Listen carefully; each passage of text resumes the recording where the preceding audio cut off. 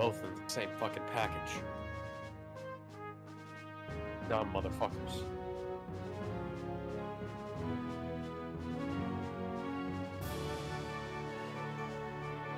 Yeah, so apparently because OBS is being dumb, I had to do a bunch of things to... Oh, yeah. Yeah, so yeah, for a while it was... We were kind of quiet on my end, so... God damn it, me. You had to screw it up again, didn't you? You had one job. One goddamn job. And you mucked it up. What did you do?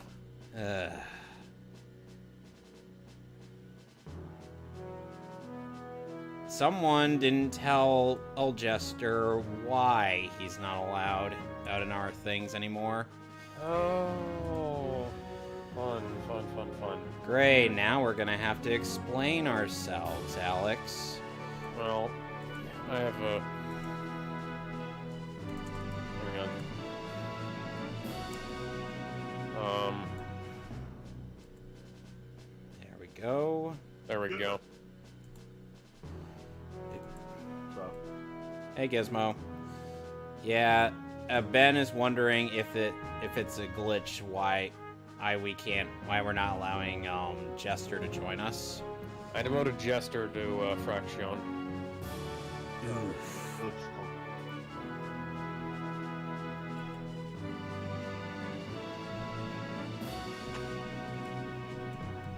Anyways, yeah, we were just talking about fuck. okay, well, you know. Okay, we were talking about Kanye West. Briefly. For the same thing. He's fucking anyway. Motherfucker went nuts. I don't know, man. I think Off on some black Hebrew Israelite shit. You know what's funny though? I think what was it? Adidas that partnered up with Kanye? Oh yeah, the guys who fuck. Why is it so loud? I think whoever partnered up with Kanye shouldn't have fired him because now that is.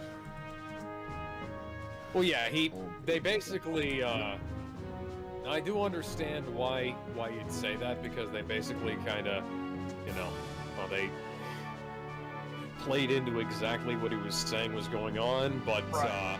Not only that though, I think now that it's political and personal beliefs are out in the open for everybody to hear and know about, I think if anything, this would have like heightened the sales, like gotten the sales like higher. Like think about it. Like, yeah, now that Kanye has like these beliefs, oh, he has the same thing. He believes the same things I do. I'm gonna buy his shit. That kind of thing. Yeah. Maybe. I mean, I don't know. He believes in whatever's convenient for him. Hi, everybody. What? I was saying hi. Hello, Jester.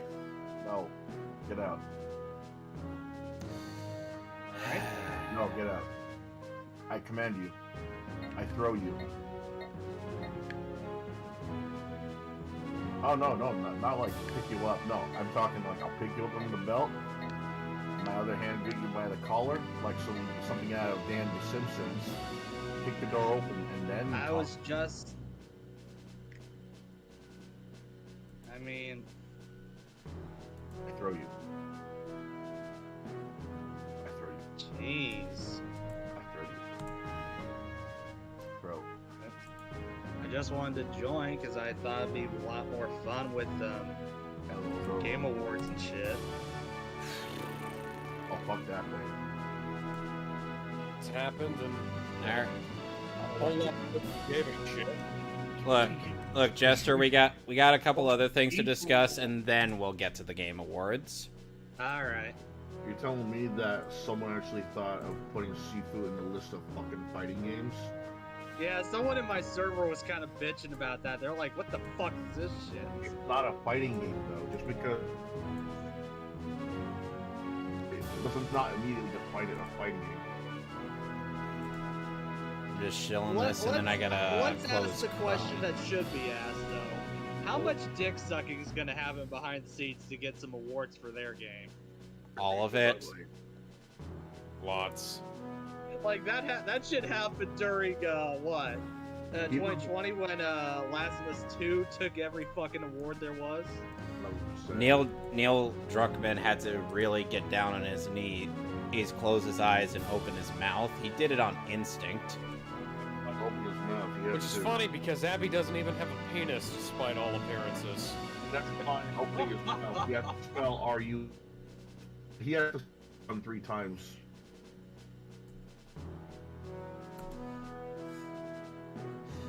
By the way, in case you're wondering what that specific thing was a reference to, there's a series of Dissidia Final Fantasy machinimas where Jecht basically has the Damn it. oddly specific thing of telling anybody he comes across to, well, do that.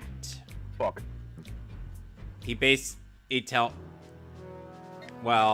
also tries to trick people into doing it. Are you Ian? Are you Ian? Are you Ian? You know how he tried to trick X-Death into giving him a blowjob? What the fuck? He tried. What was that? He was asking him, like, oh, you don't like meat? Okay, that's fine. And how about carrots? You like carrots? And you know who was the only cast member in that gate, rather in that machinima, that was more than willing to do it for free? It was Zidane.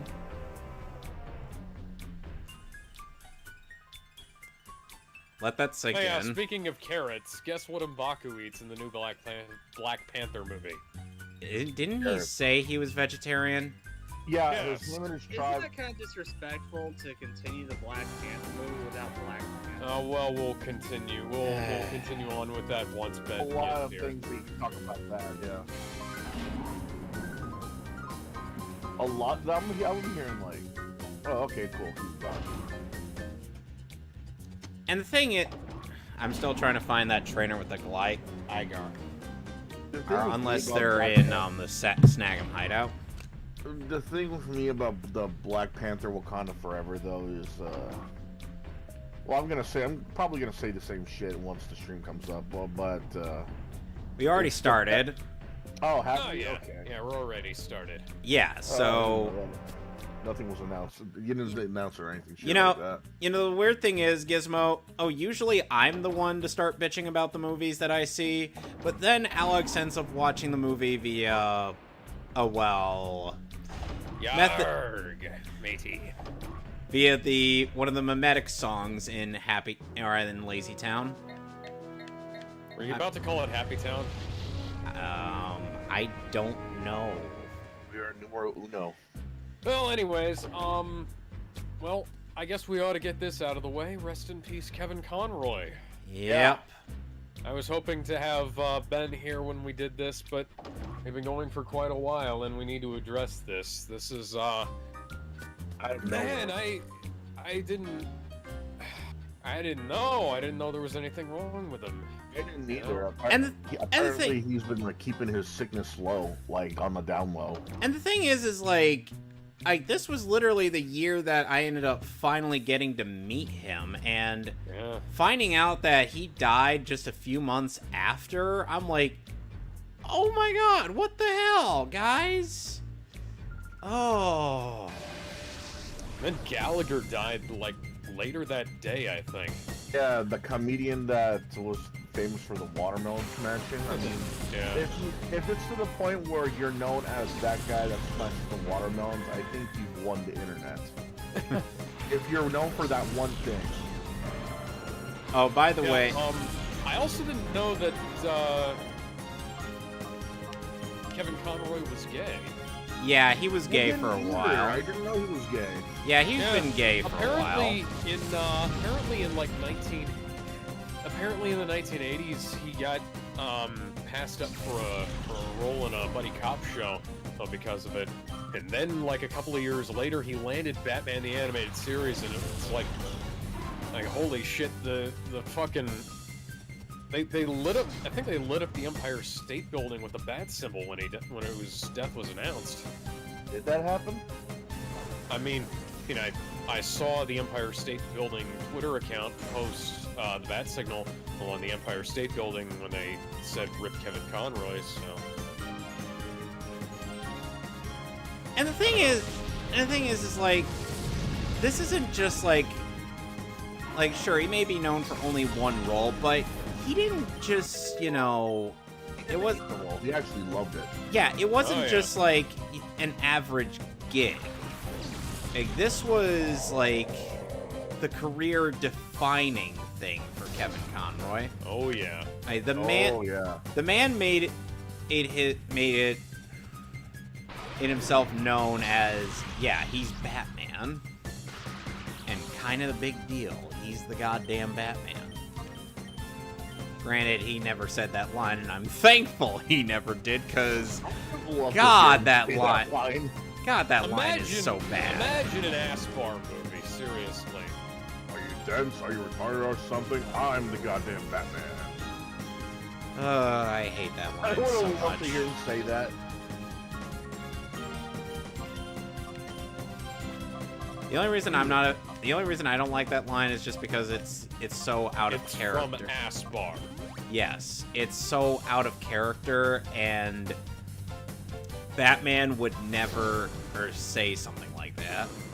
Especially, that's why it makes it so funny, though. It's Yes. like seeing Iron Man. It's like seeing Iron Man, it's like seeing Iron Man give a lesson to the kids of not to touch alcohol until you're a certain age, not to drink too much. It's like hearing him. It's like hearing Iron Man say that shit about alcohol. It's Hi, like, I'm Tony Stark, and I'm here to teach you how great alcohol is. It's like hearing him like be against over drinking. It's like, you know, that's not in character, but it's funny as fuck. yes. And the thing is like, Tony is, well, you know that one YouTube channel that recently he's been putting out a lot of like if certain villains or heroes in some instances were charged with their crimes? No. Like, Alex, have you seen those videos? Who are they heard of them. from? Let me check. Like, you gotta remember, I don't go around looking Because for I channels. Well, I do, but I also, like, wind up watching a shitload of YouTube videos as a result, and I haven't heard of this, really. I just don't look for this kind of thing because I don't look for this kind of thing because I know there's gonna be some, like, very, very underwhelming sounding copycat or something like that. The Disney villains ones were done by a user by the name of Fluteless, but the Pixar, Dreamcast, Illumination, and recently... DreamWorks, you mean? Yeah, DreamWorks, I'm sorry. Okay. So you're DreamWorks... saying he did the same thing with the DreamWorks villains. No, this is we're done by Mosate. Hey, that's who did the that's who did the stuff for the ones that aren't the Disney villains. His recent one was part 2 of the Marvel villains, and the first one he puts out is Tony Stank, which his crime was saying shit, which got him a 5-minute timeout. That was all he was charged with.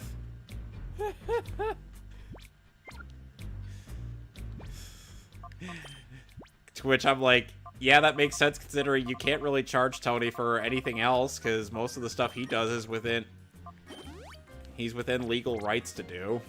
Not him, Iron Man.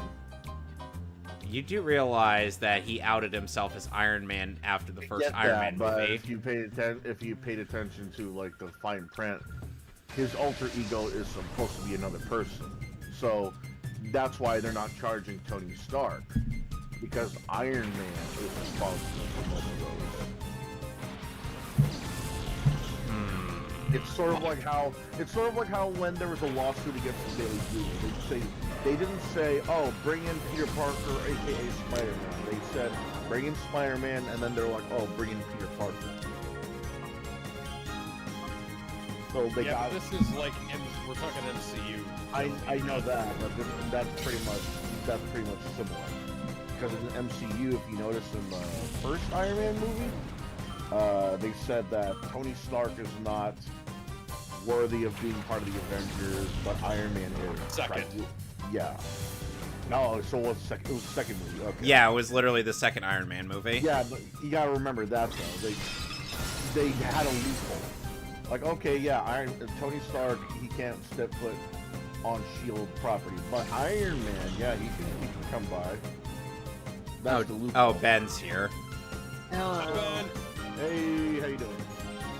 Freezing. I just came back from walking my dogs. In case you were wondering why Jester was not to be in our voice chat, it was due to the fact that, well, there was an incident that happened in a... I threw him. Not really helping. I know about that, but he was in here earlier before I left. Yeah. No, I timed him out. I removed his permissions and timed him out because I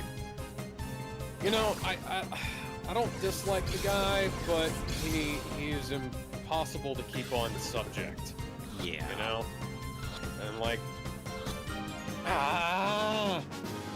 What? It's impossible for him to look at the other side of the window. Okay, okay, Gizmo. Oh, do you have a link to your stream? Or did you stop streaming? I'm not streaming right now. I wasn't able to get it up and running properly. Frames kept dropping every 2 minutes. Okay, that's fair. So, and the thing, literally every 2 minutes. by the way, I'm sure you might have noticed that I nicknamed my currently Feraligator Dundee. Take a wild guess why. because that's not a knife. That's a knife. This is a knife.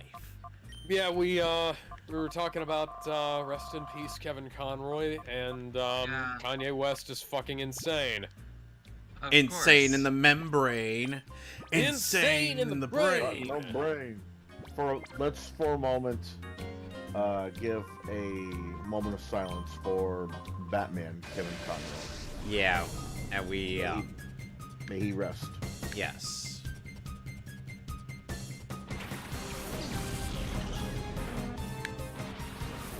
Alrighty. Yep. There you go. Now that the moment of silence is done, Kevin, fuck you for spoiling the next time for me. Oh no, I acted in character and spoiled an event. No, you don't do Spoiled it. that. No. But it's a meaningless spoiler. No, It really- I did- like it's not like I surprised by the next time. It's not like I'm spoiling the outcome of the fight, which everyone saw coming a mile away.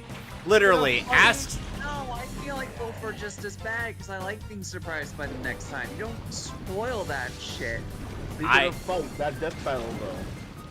That was really good, I'll admit. It was alright. I loved it. I Well- was surprised considering Warcraft had like a bunch of lore people could easily follow more easily than Lord of the Rings because books are fucking long.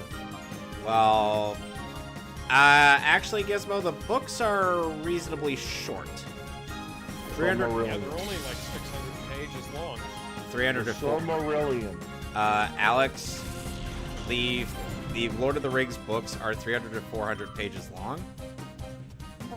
I was kidding. The They're too Kevin short. chat is muted. Short but, man yeah, bad. let's talk about Short man next bad. time.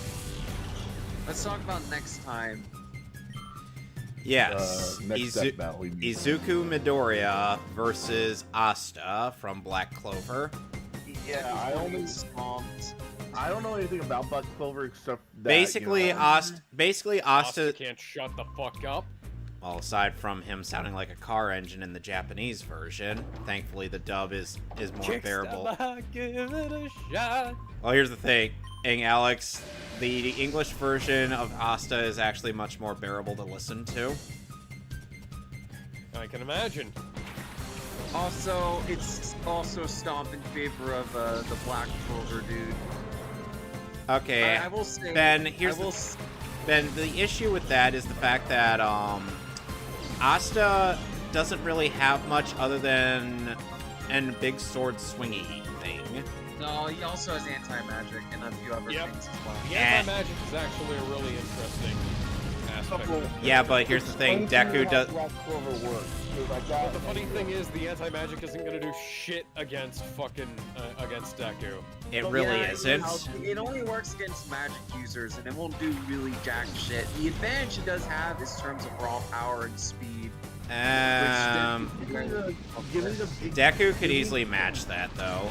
Yeah. I don't think Deku's faster than Light Plus or Continental level. I mean, he might be Continental level, but I don't think so. Hold on, though. Give me the basics on how the world of Black Clover works, because I got the gist of how My Hero Academia works so far. You know, but I don't know how to explain it. Someone else here would have to. Okay, so basically, imagine so essentially everybody gets their own tome, and they use that to concentrate magic, and usually the luckiest user will have the 4-leaf clover, which is Yuno. Oh, but Asta got the 5-leaf clover, which has anti-magic. And basically, Asta gives a big old middle finger to everyone who uses magic by canceling it out with his. The funny thing is, his massive IRL melee damage. 5-leaf clover is incredibly bad luck because that means that there's some kind of toxic material around. Yeah, and the thing is like,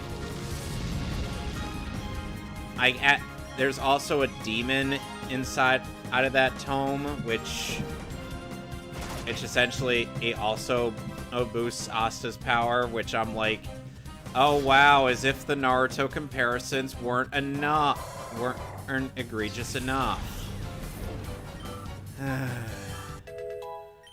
Like seriously, this is kind of why I didn't bother with continuing Black Clover beyond episode 8, because I'm like, yeah, this is dumb. Black Clover in the manga actually gets really good because it's a hell of a lot faster paced. Well, faster paced at the beginning because Studio Pierrot didn't seem to understand what should be faster, or Alex. Because later on in the anime, it does get faster, but the problem is it gets faster in moments that should have been slower paced. Like, for example, when Asta is like contemplating if he should give up after he finds out that his arms may be rendered useless unless there's something going on that'll help him on his road to recovery.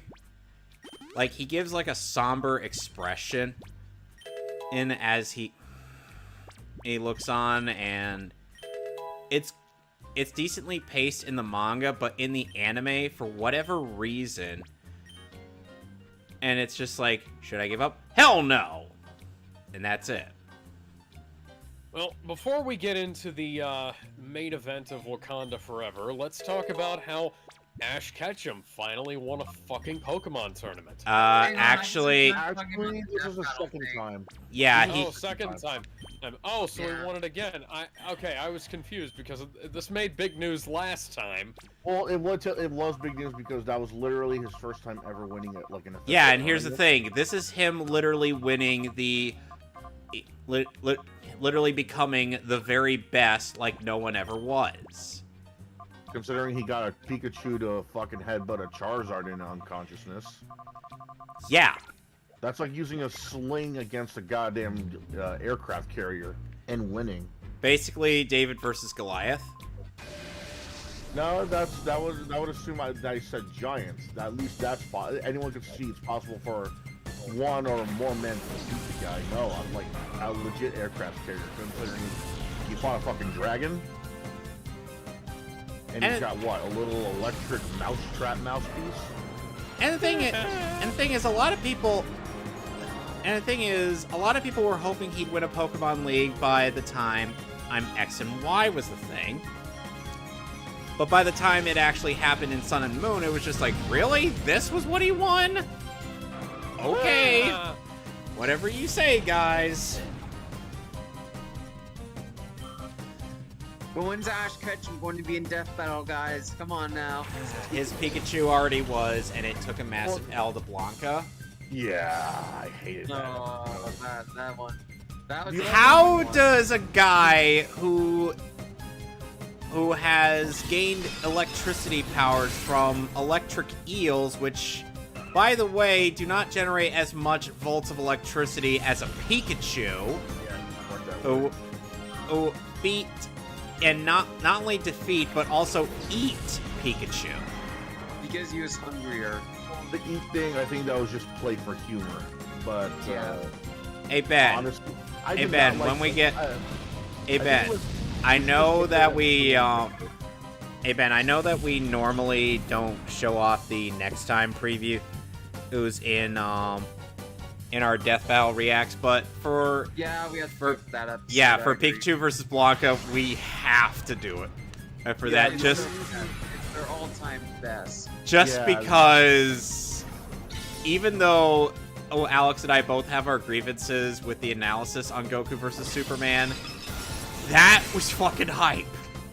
Alex, you gotta admit that was hype. Yeah.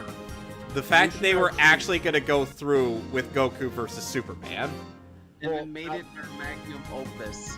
They had to delay it though because of some technical difficulties. They delayed it a lot of times. They delayed it like 5 times and it came out amazing. It was originally, I think the fight was, I think they've ever made. No. Yes.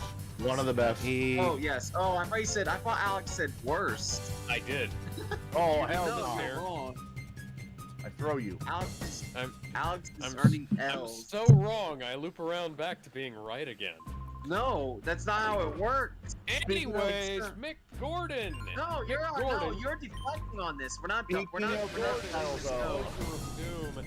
Speaking No, of we're not letting this go. We're not letting this go, Alex. You So can't hold up run. though. Speaking of Death Battle, I wasn't able to make it into the rest of the reaction. So what happened after? Let me after double the- check for you. What on happened the after I list. don't know. You're gonna have to go watch the video.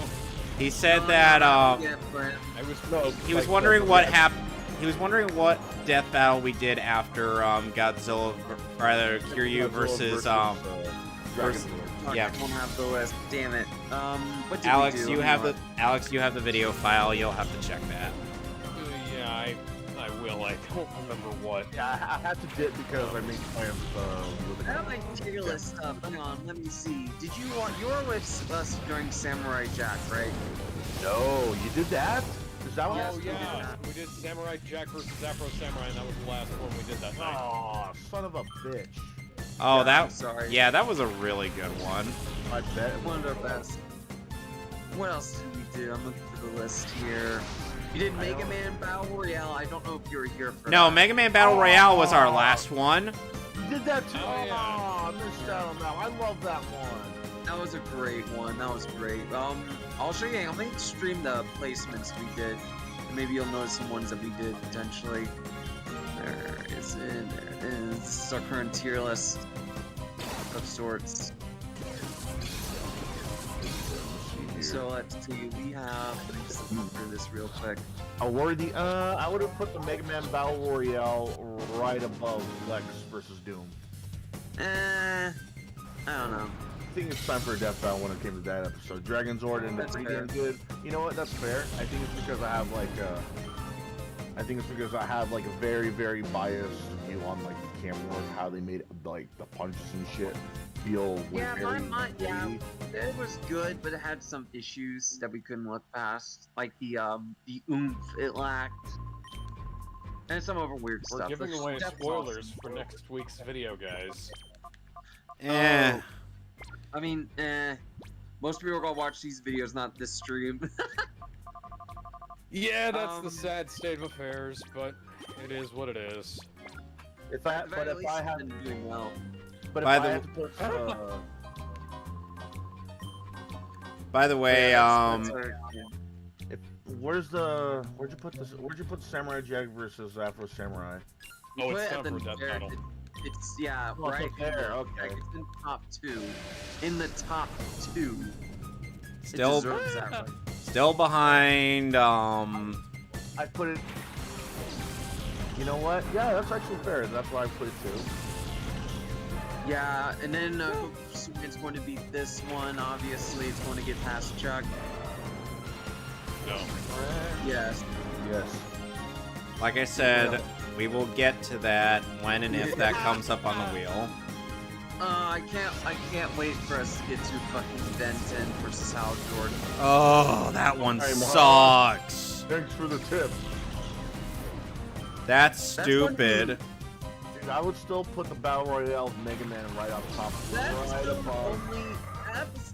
That episode only sucks because its death sucked and they couldn't fucking explain why Hal won, even though they had it in the fucking boxes. Why was the most important information in the boxes? I think that's when they started. And not only that, and it's like it makes no sense. Like if Alien X saw Hal trying to go back in time, it would follow him. Yes. Uh-huh. And like they And they argued Alien- in the boxes that Hal can time travel faster, and well, that's true. That No. doesn't matter. That doesn't. Time travel faster. Say that out loud again. I miss. Hal Jordan was like 200, 300 times faster. But time travel Alien. faster. Does he also see faster? We're Captain never. America can see faster. God damn it! Why is that a Good thing? question. Can Hal Jordan see faster? Ugh. Probably Well, can, because then he goes like beyond. I like, get what they're trying to say, but just the wording of it is hilarious. Yeah, that's the. We should put Captain America and Deathstroke in a staring contest. Yes. The issue with the Hal Jordan one is that it's one of two things. One, it's the death, which just respects both characters in one swing. And again, it's the results because they have all the important information in the tiny little box that's in the corner. That pisses me off. That pisses me off. I'll rant about it. To catch up after Mechagodzilla versus Dragon Zord, you reacted to Samurai Jack versus Afro Samurai, and then the Mega Man Battle Royale. Anything after that? No. I think that's it. Okay, cool. So I'm all caught up. Yeah. Sorry you missed some of the better episodes, though. I really like the last two you mentioned there, especially the Yeah, those two are Battle really Royale. good. Mega Man I Battle miss- Royale just slightly misses the mark because of the weird usage of non-canon material. I mean, the Yeah, result that's- stays the same. Yeah, that- But no, I doubt it would stay I- all completely the same. I doubt it would stay the same, but I understand why you would say that. I'm just like, Yeah, that's fair. It's opinion stuff. But yeah, it's well, anyway, now I gotta go fight. Still a great episode, and even they respected Voltnut, which I had to give them extra points to. Oh yeah. Oh. It's actually there at all.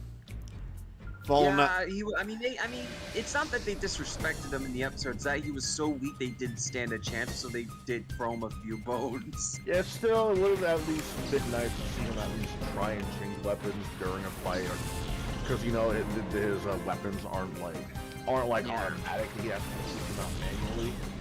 And the Like, funniest thing about that is because of that, Mega Man EXE, while he could turn off everyone else's abilities, he can't do the same to Voltnut, which is so funny. Because he's literally old school compared to the other robots. By the way, a weird thing I kind of want to bring up that's a little bit that's getting onto the game that I'm playing. So my Feraligatr has a bit of an odd stat distribution, at least in my opinion. Or it's like its special attack is relatively similar to its physical attack, which shouldn't really be a thing due to the fact that the Feraligator's physical attack easily towards its special, which kind of hindered it. And when it came to getting stab, same type attack bonus. Sonic got a Super Emerald. By the way, Wow, I haven't heard about Super Emeralds in years. welcome to our stream. Oh yeah, there's something I want to talk about. So the new Death Battle episode that was announced, it pissed a lot of people off, and they started harassing the staff with Death Battle. Fuck you guys doing that. You don't do that shit. So Yeah, I'm associated with guys who are gonna harass the crew, not just for a result, not just for like a death battle result, but Just for the concept of a matchup. Yeah. Actually, that also leads into something I want to say. Hey, somebody at IGN gave the new God of War, I think it was God of War, God of War Ragnarok got like a 6 out of 10. And people started, and people were like harassing the writer or who gave that score. And it's like, Okay. fucking stupid. Like, somebody gave it less than 10. It's the end of the fucking world. Look, I'm gonna admit, I'm gonna have to say something. I can admit that IGN are full of dumbasses, like dumbasses, idiots, and outright brain-dead morons. But to outright, but to outright harass them because of the score, not criticize them, harass them. Like, did these guys like send death threats and like dox these guys? Or I think it was death threats, but that's everybody. I mean, everybody on the internet gets those. but you don't do that, man. Just because. Look, Obviously. Yeah, let's say I were to review, say, a GoldenEye HD remake compilation of whatever the fuck, and I say, yeah, this is a 7. Do you really think that's worth giving me death threats, doxing me, like sending pizzas to my house and shit like that? And, yeah, although I will take fucking pizzas. I'll take pizzas. But the thing is, they know my address. Why would you risk scaring me half to death, my parents, my siblings, or whoever's at the house half to death, just because I gave a video game a certain score? Now, granted, I might have given a stupid reason, or maybe I gave it. IGN is infamous for really. Yeah, IGN is. God. Too much water. Yeah, literally, the too much water thing is a thing that they actually said. Yeah. I think we can all agree that what They gave somebody at IGN gave Twilight Princess an 8 out of 10, and it's like I thought the IGN score was 10 out of 10 for that game. The original IGN score was an 8 out of 10. That's weird. That's where the term 8 out of 10 came from. Any Zelda game that's given an 8 or above, that's already a good sign that the Zelda game was a good game. The fact Yeah, it was a really good game. The fact that they're I understand. But like, I understand, and like an 8 out of 10 is not a bad score. But IGN, and like, every time they come up with a review that has like a comically middling to low score for something like that, and it's just hilarious. Yeah, They always have the stupidest reasoning. let's not forget that. What is the reasoning why they gave it an 8 out of 10? Oh, they took it down and put it back. You'd have to look on the TV tropes to actually get the. Okay. Oh, let's not forget that they would usually give like every first-person shooter, no matter how mediocre it is, the highest score possible. Oh, that's I remember that. dumb. They gave like Battlefield 3 an unreasonably inflated score. That game was awful. That game. Here's the thing, though. If was the a company slightly pays on you, wider they- rails shooter. I mean, they did pay for that school score, so fair is fair. Ow! Knuckles, you asshole! Don't have any rings. Why am I not dead? Ow! Oh no! Oh no! Wait, Alex, Oh no! Okay, hang on. how are you losing to Oh. Knuckles? Oh no! No, he punched a bullet no. in my face. Oh no! Oh no. Oh no! This is a scripted sequence. Oh no. Oh, okay. Oh no. Oh no! Oh no. Oh no.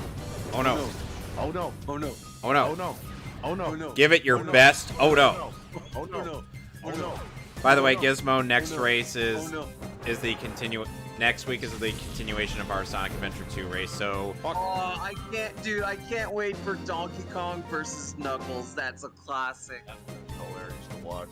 did Oh, did no. wait Especially didn't since that he added the oh no every time he got hit. wait didn't that already happen? The reaction, no. The battle, yes. Oh Yes. god. I swear we're just gonna be like, take a shot every time he says oh no. I got vodka. I No, got we will be. No. bourbon. If we take a shot every time he says that, one of us will die. I got schnapps. I have Compound V and Red Ooze. You mean Oh, I let's will eat be the s- red rooms now. Huh? So Okay, hang on. I want to talk about something. I got the Red Ooze because Alright. it was cheap on Amazon. Fair. Also, so because the harassment the Death Ball team was getting over the matchup, they addressed a few questions, or at least one of the researchers, a part of the team, addressed a few questions why they picked Deku versus the other guy. I can't say the Asta? name. Asta, yes. So the first question was why this one, and they said it was the most thematic of Deku's options. People asked for it at the time as a popular alt during the time we were discussing Season 9 matchups. We did it because people asked. Despite what people say, it was asked for. People were bemoaning on as an editability, and most didn't seem to actually want it. Well, we stand corrected apparently. The second question was why they decided to do it during My Hero's last arc. And they said, matchups are decided way in advance. We knew My Hero was nearing its final arc, but wasn't sure how long it was going to take. It could have been a fourth Great Ninja War situation for all we knew. oh Or it- god, Way too fair. fucking long. God, I That's fair. Yeah, Also that's- fun. That's I fair. hate That's that a arc. fair. That's the arc Yeah, that made that's- me fucking stop reading Naruto. Oof. So they continue saying they were still unsure if there was even going to be a post-series time skip or not. There was no sense in waiting around. Hindsight is 20/20, but it's fine. We'll fight regardless. So the third question. He says, because in its final arc, because being in its final arc was announced fairly recently. Again, we're not psychics. Certainly not while we were making it. Number 4, he asked why they didn't do the more requested Deku matchups that are potentially more requested. He said, the quote-unquote most requested isn't what always happens. SpongeBob versus Super Friends Aquaman should have made that clear. Which is also fair. Fair. There's another...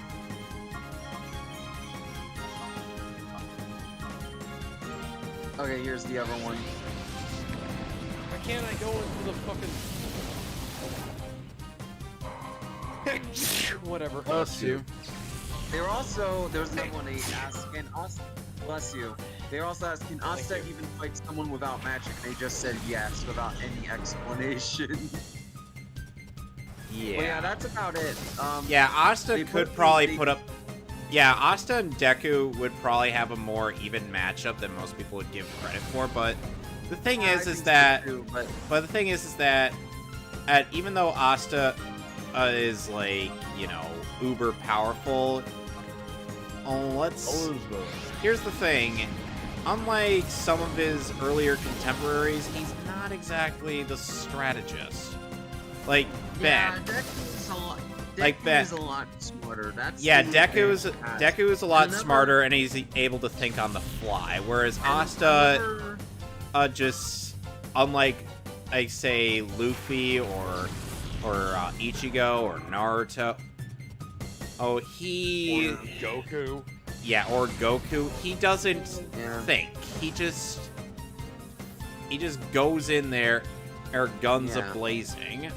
Goku And did Deku has been his shown. way out of a lot of- Deku has been shown to be very observant and can make a plan on the fly after like only a minute or two. And another advantage he has, if you didn't mention, was that he can take fucking pain. Like Yeah. this man ran on 2 broken legs. 2. Yeah. Oh yeah, oh yeah. Yeah, Midoriya He is ran a on 2 shattered legs and was still kicking and fighting. He can take pain like a fucking man. It's Yeah, just and people always. At the same time, there's a reason why he's holding himself back by literal like limiting it by like how much energy he can use in his fingers. At first it was his fingers, but then he was able to figure out a method that made sense for him, which was the full cowling thing he learned in the second half of season 2. And then eventually he garnered his own shoot style, which is based off of shoot boxing, in where he primarily focused on his legs as opposed to, and his arms would be like a secondary method. And he eventually ends up incorporating a flicking of his fingers as though to blast air-based projectiles. And he then ends up. Eventually, this ends up escalating to where he gets to where Izuku ends up garnering the abilities of the other users for One for All, which gives him Black Whip. It gives him Danger Sense. Basically, he garners Spider Sense. I'm not kidding. And he has the ability. All my sense is tingling. Yes, and Alex, you should know this since you've read that far into the manga. You've seen the villain Hunt arc. That was great. But another what was I gonna say? Another thing that's worth noting is what Death Battle's probably going to do. They're going to calculate, similar to what they did with All Might back in season 7 finale. They're out trying to calculate how powerful Deku is at what his peak could be. And here's even the thing. If we don't see it. And here's the thing, Ben. Here's the thing, Ben. Deku is by definition more powerful than All Might due to how much escalation works with One for All. And he didn't So get energy that held him back. Yeah, and then of course he finds a way to use 100% without needing to go 100%, which is one of the quirks given to him by the previous users of One for All. So in essence, he can go 100% without going 100%. Pretty much, and another thing worth noting is that he technically went beyond that with thanks to the girl, but they're probably going to use that form and argue that that's Deku as peak, or at least part of it. Yeah, you know the one. Yeah, I know. Super Saiyan Blue And this is to go even further beyond. But the one thing worth noting is the other guy. He does also. Smash! He does have his own advantages. He's a lot stronger. He's potentially a lot faster, but that doesn't mean he wins. Yeah. It's just going to be a tough matchup. Yeah, Asta may be able to throw Deku off for like a loop. In some instances, but he might not be winning this fight. Considering the fact that it's like you're pitting a guy who is just as determined but even smarter than you into this battle, and also this is kind of rare for Death Battle to do, but there have been times where they explained how the energy from this universe is extremely similar to the energy of this universe because of them following certain, sort of the similar principles and that kind of thing. So for all we know, they might pull something here where it's like, oh, magic. Yeah, the magic is sort of similar to how quirks work in this universe. Oh, so there's no question, yada, yada. Oh my god. If they do that, Asta wins. Because they'll be able to use anti-magic on Deku. That's stupid. I'm just saying it's a possibility. It's rare. I don't know. It's rare that it happens, but I'm just saying it's a possibility. Here's the thing, though, because magic is very much vastly different, and I don't think there's evidence to suggest that quirks would work the same way. If anything, they're probably going to explain why anti-magic can't work on Deku. Yes. I mean, we'll see. If they go with the anti-magic on Deku, that's gonna be very, very credibility forever. That's gotta hurt them. It won't. I mean, it'll It would be as bad as Aizen versus Madara. Oh, here we go again. It'd be worse than that. Yeah. 'cause Anyways, here's the thing: if they can show evidence that the quirks do have like a similar or same energy as the magic in Black Clover, then okay. But I don't think there's anything like that. There so... really isn't. I've read Yeah. all of My Hero Academia. There is not. Yeah, because they wouldn't make the argument unless they had like some kind of Well, evidence. let's talk about Doom now. Pointed Pointed out that the soundtrack album, back when Doom Eternal came out, a bunch of people pointed out that the soundtrack album for Doom Eternal was not nearly as well mastered as the soundtrack album for Doom 4. Okay. And, well, it turns out that the line that we were given about Mick Gordon, like, running out of time and not being able to do it so somebody else had to, was bullshit. And Bethesda was rushing the game along the way and not giving Mick enough time to get his fucking score done. And among the many other things that went wrong, the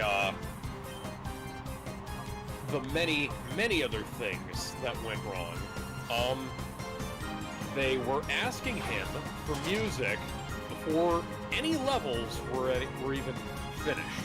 They gave him... Why? Yeah.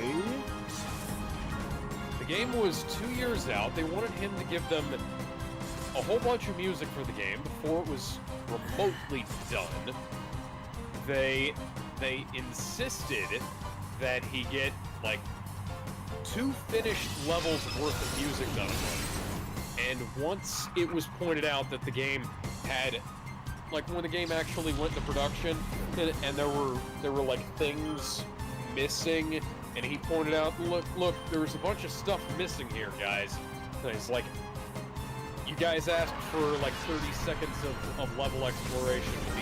These levels take like an hour to explore. We need more music, and they're like, okay, they take it from the runtime of the rest of the level. I was like, you sure that's gonna sound like shit? He was like, yeah, do it. And then they gave him it again. Then they gave him like, I think it was like less than a month to finish up the soundtrack album for me, even though they announced it. They announced the soundtrack album before they actually had him contracted to finish the fucking album, to even make the album. And they were taking pre-orders for it. Wow, that sounds stupid. Why would Yeah. you think you could finish an entire soundtrack for a bunch of video game levels in a month? Anyway, I'm in the It was 2 levels worth of music a month, and it was going to be doable if they'd have actually had any kind of finished material for him. And the game was so bugged at early stages that they couldn't do that. They didn't have enough gameplay footage, and it was too rough. And then, they kept telling Mick to scrap the music and start over. And then they wound up using every bit of music, every bit of raw, rejected material, every bit of like SketchUp stuff that he put together for everything. Like finished tracks, unfinished tracks, demos, everything made it into the game, and he wasn't paid for well over half of it. And it was a struggle to get paid for the amount that he did. And it's like, this guy is trying to fucking pay rent and keep his food on his family's table, and they're not paying him. And then they like go out and slander him and say that he's responsible for the music being all fucked up on the soundtrack album, even though he delivered the fucking music for the soundtrack album and they rejected it. That's dumb. That's It really would have been dumb. right if not for their own interference of him making the music and for like a very, very limited deadline. All they had to do was give him what he asked for. And what he asked for was not unreasonable. Or time. Well, what? He didn't even need more time. All they needed to do was sign the fucking contract when he asked them to. It was like, hey, you guys are doing this. I'm not contracted to make this, but you're putting my name out there. Can I, like, have some kind of, contract so that we can get this done and maybe get this done soon? But it was like, nah. To quote the Critical Drinker, nah, it'll be fine. I genuinely hope he sues. Oh yeah. Yep. And they tried to pay him like 600 grand to shut the fuck up. 600 grand for and Doom. Fuck off. And take all of the blame. Bruh, it's Doom. You know that game's gonna make money. Pay him more. Pay him royalties, man. Oh yeah. No, well, he should be getting paid fucking royalties for this shit, but Christ, this is a fucking mess. and they drug his name through the fucking mud over this. And it's like, Ben, did you wind up reading the full thing? A while ago, but I haven't read it as of late. Yeah, I reread it last night, and I was like, I was just reading the whole thing, and it was like, oh dear God, what the fuck? Nightmare. Anyways, I guess we need to move on to something else. Next topic. got- Yeah, talk about- I'll start the next topic. I'll start it. Yeah. We just Yeah, wrap you the get to thing talk about the up. next topic before we talk about Black Panther 2, because that's gonna be another me thing. And Alright, it's we'll do that also next. We'll do that next. We don't have that much topics today. Okay, so. yeah. So did you Oh, we have two more did you left. see Let's Black finish Panther this 2? Yeah, I did. That's why I actually had to go out because I had, Oh, cool. That's why I had to dip early from the Death Battle reaction tier list because Okay. I was gonna go watch Wakanda Forever with a bunch of family Okay, members. so you'll be able to weigh in on this then. Okay, yeah. so Okay, allow next. me. Okay, second. Hang on. You got the before second we last move on. topic. So, myocarditis after Myocarditis. Yes. So, Myocarditis? so the vaccine guys are tracking adverse health effects, if any, that may appear in the years following a diagnosis of vaccine-associated heart problems. Oh wow, the conspiracy theorists were right again. who would have Gas. guessed it? Oh, I'm so shocked. So are you sure? Oh so my these goodness, guys, my reality is destroyed. so bad. Snap back to reality. Whoops, there goes gravity. Wait, guys. So Spaghetti, Mom Spaghetti. Wait, what? So you guys are saying that that these people who may or may not be played by Charlie Day, they were correct the whole time. Except unless they're talking about how Wakanda Forever is somehow important to the MCU as a whole. I've said, Alex, after watching that scene, I've said it you, Alex, and Ben, and Fran, and like the image, and I just captioned it. I captioned it for Ben. For Ben, I captioned it as the average Madara stan trying to explain to me why Madara versus Aizen was good. Who was doing that? Remember that idiot that was just saying like, "Oh, Madara won's stupid." I'm like, really? That's your response to constructive criticism? I'm calling He's you one of those. stupid. He sounds like one of those guys where you say, "I hate meat, but I love the taste of it, but I just hate its unhealthy yada yadas." And then there's a guy that says, "You're wrong. It's delicious." I'm like, "Yeah, that's what I said, but didn't you hear what else I had to say?" But yeah, you said meat was disgusting. No, it's good, but that's what I said. But you're wrong. That's what the argument sounded. I just beat up Knuckles. Oh Not no! the first time I've bruised up Knuckles. Oh no! Well, Oh, Trump's Oh. announcement's going to be Oh, tomorrow. I haven't. Damn it! I must have missed a bunch of the Super Emeralds. I guess you gotta go back then, because you're not getting the true ending now. Oh, Knuckles is getting electrocuted. Oh no. Oh no. Oh no. Oh no. Oh no. Donkey's being a dumbass again. Yeah, shit. he's yeah, he basically sent his guys to review bomb Sonic Frontiers. Oh yeah, Donkey. Why? Donkey's being fucking stupid again. And to make things even funnier, he tried to claim with only like a screenshot of like the review saying, see, it's just Sonic fans review bombing their own game. See, guys, it's not me. And then everyone just replies of Donkey. And then underneath, everyone else shows like all the reviews of reviewers. And manga comment actually shows the screenshots.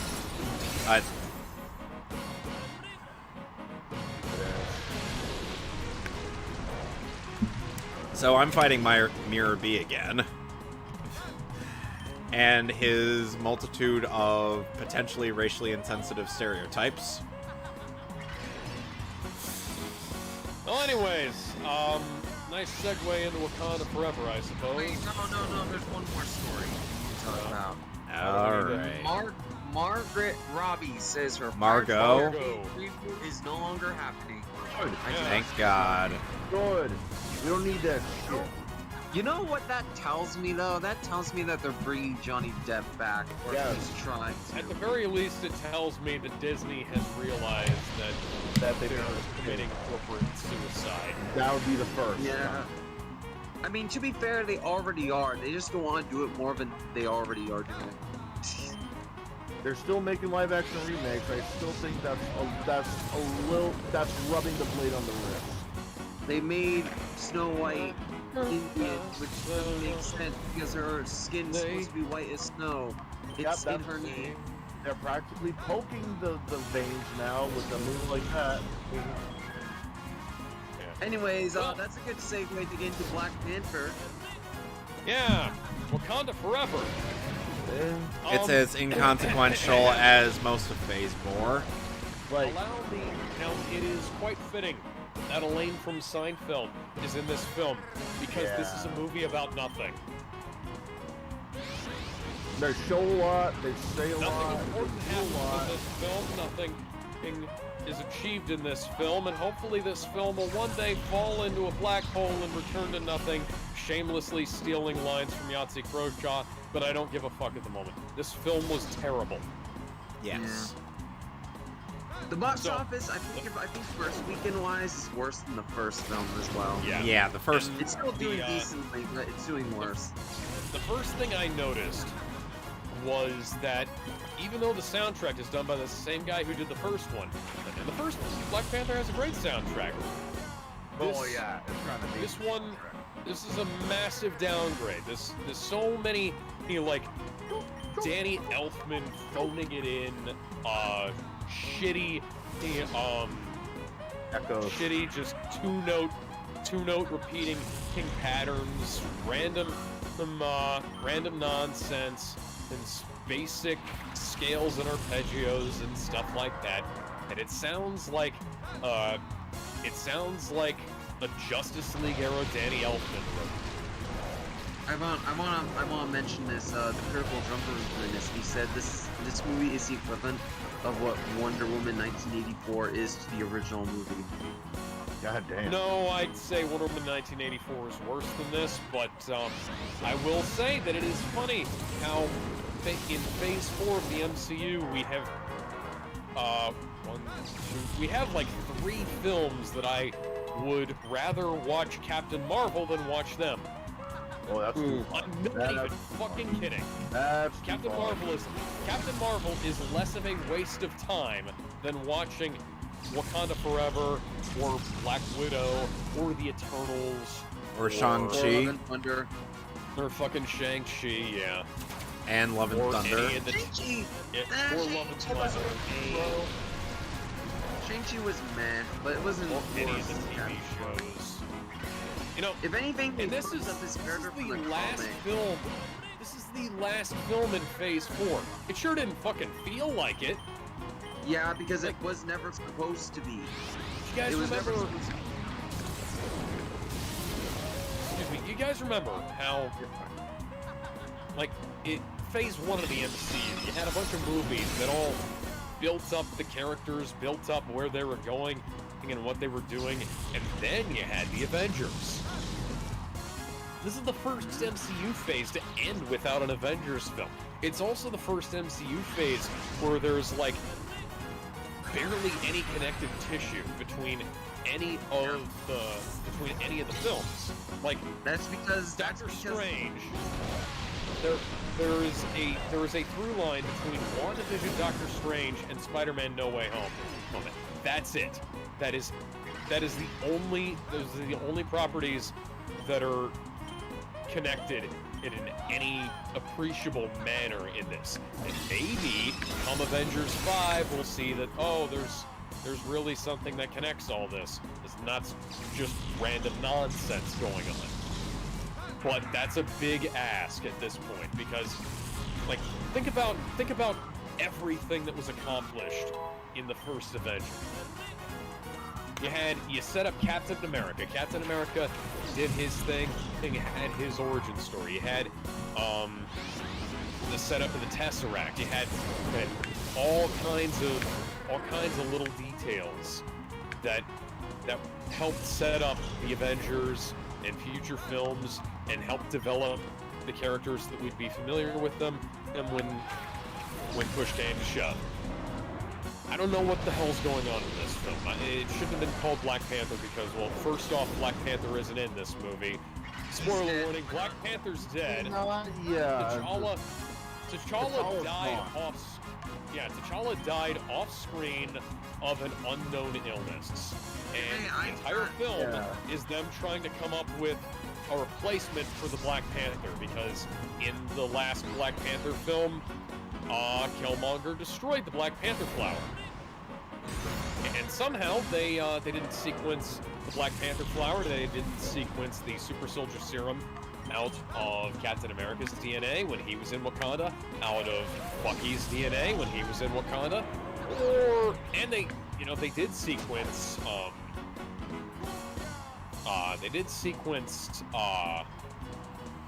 T'Challa's DNA while he was there, while he was alive. They didn't do anything else. Like, it literally requires and I'm gonna jump ahead a little bit, but this should be, creating a new Black Panther serum should be something that's really easy. Also, like, it requires. You said Black Panther serum? Yeah, the Black Panther serum. I got a vastly better fucking idea. You know what they should have done? What? They should have had Wakanda Forever take place between the events of Infinity War and Endgame. That would that would have actually made some semblance of sense. That way, that grief actually makes fucking sense. He doesn't just die off screen. We actually do see him die in Infinity War. And that way, they're gonna have a long time between 2 and 3 before they can do any recast. They can have Namor take advantage of the situation to attack Wakanda at their weakest and have them rise up to the big bad. I have to correct you. It's not Namor. Namor. It's Namor. That is stupid. Yeah, and you guys. Anyways, so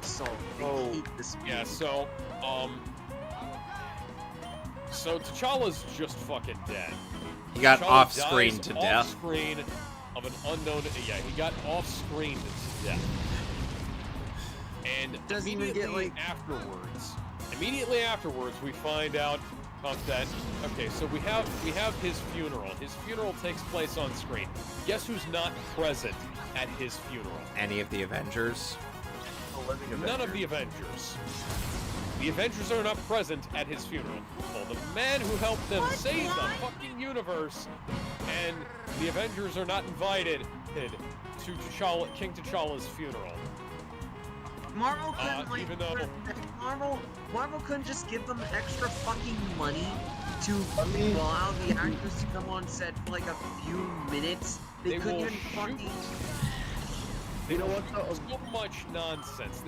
They shot a bunch of random crap that they didn't even use in Love and Thunder, but they won't even pay for one. You know who else wasn't there? The fucking Jabari. Why? Oh yeah, because that Like, actor. Manape was not there. Or like he's like what's his fuck M'Baku, aka who's the superhero Manape in the comics. He's not there, even though he and T'Challa were fucking friends at the end of Black Panther. You wanna know He why saved T'Challa's life, for fuck's sake. You wanna know why he's not in there? Because the actor told Marvel to fuck off, and he left to do Nope and a few other films But instead he's of the in trash the stuff. movie, though. Oh. I'm thinking of M'Baku is someone else in the then. movie. Well, You're that doesn't- thinking of the other guy. You're thinking of Yeah. It's the other guy I'm thinking of. yeah. I'm You're thinking sorry. of the other guy. That guy's in prison. That guy is like, he got locked up apparently. Fuck off! And his wife apparently became a lesbian. I can't do this anymore. Isn't that the Fucking- guy who was married to Okoye? Yeah, Okoye is a lesbian in this. That's stupid. You Yeah. think they wouldn't have done that if you joined the movie? Probably not. They was like, Oh. you're not gonna come back to the movie? Okay, we're gonna make her lesbian. Okay, bye. You know what's funny though about that funeral scene?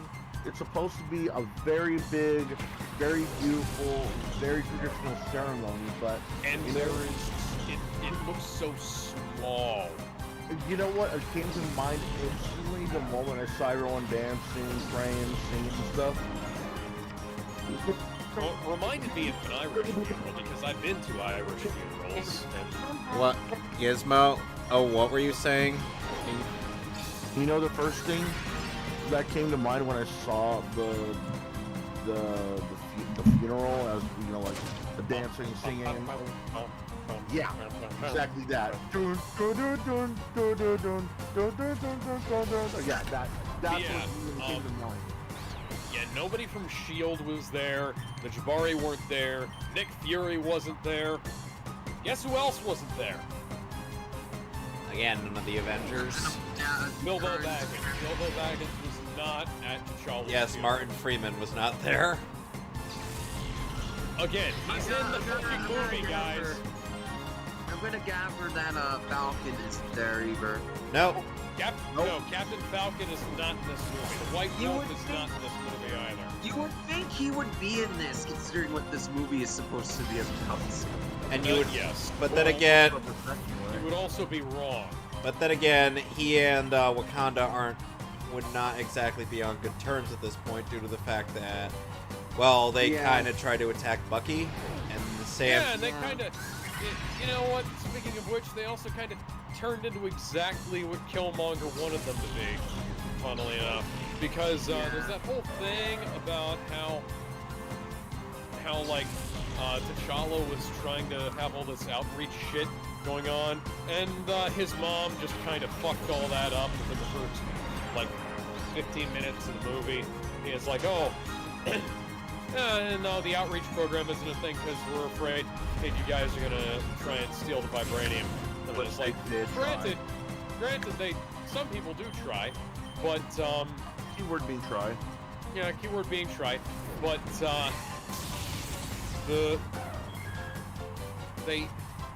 That's what I never understood though. why You're do they trying to- try? Why do they try? Because you guys didn't hold up your end of the fucking bargain. And there was supposed to be a Plus, you I guys guess are supposed to it's supposed start to make handing some- over. And I get it, I understand. And you don't want this stuff getting in the wrong hands, but here's the problem. It already has. We've had more dangerous weapons and it's been in the wrong hands before, so get the fuck over yourself, guys.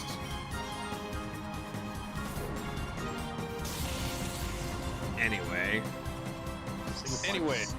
My turn. I want to talk about something related. It's box Yeah. office. It's had a very good start so far, but the question is, can it keep up? Because no. we all remember when No. Thor: Love and Thunder. No, So- I don't think it's gonna keep up. Considering there's other movies coming out. And there's, not like, only Yeah. and not only that, it's yet another movie that's been banned in China. You know that. Yeah. there's and- Minions. China Yeah. does not care about black people. Yeah. Marvel's not gonna be able to trick Chinese racists to watch this movie again. Not being like, So I will say I'll give Disney credit on that. That's a pretty far move to trick a bunch of racists to see a movie starring a black man. we're not like being mean or funny here either. Like the Chinese have a really bad reputation when it comes to other races being in their country. Yeah. And yet LeBron James simps for these people. Yep. Money talks more than reality.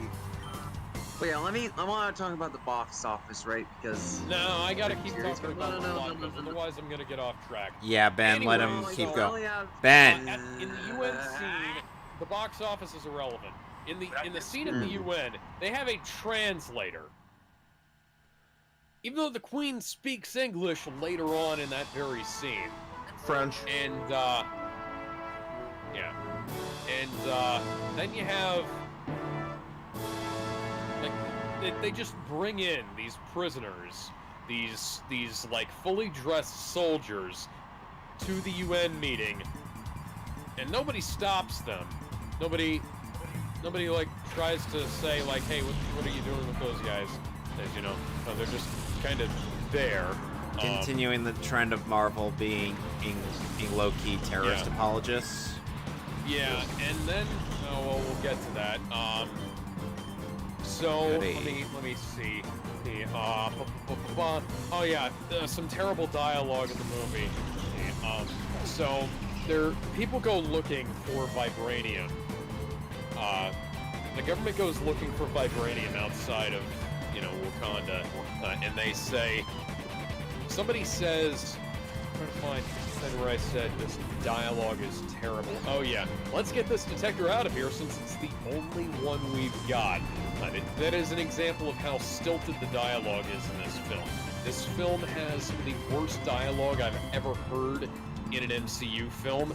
It sounds like parts of it were ghost written by Taika Waititi. Oof.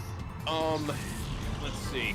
Oh yeah, so the Atlanteans show up, and they're not really Atlanteans, but the Atlanteans show up once when the Americans are using their new detector to try and find vibranium, right? And they literally just rip off the scene with the trench from Aquaman. Yep. Like, just about every scene with the Atlanteans is ripped off from the trench. Which is dumb. At least they're copying from a good movie. Oh, yes, but they're also, like, being really blatant about it. Yeah. Like, they said they wanted to avoid comparisons to Aquaman, and yet they've directly induced those comparisons. So Namor as a whole. So Namor goes and he says something in whatever language the Atlanteans speak, the fake Atlanteans speak. Atlantean or Aztecian or some Mayan. shit because He's a Mayan. Mayan, I'll the hell. I'll talk about it when it's my turn. Yep. Yeah.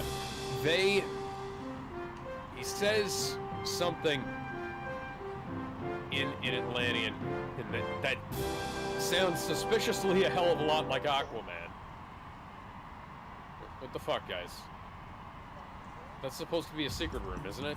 Anyways, my friends call me Aquaman, my enemies call me Namor, is how I have it written down.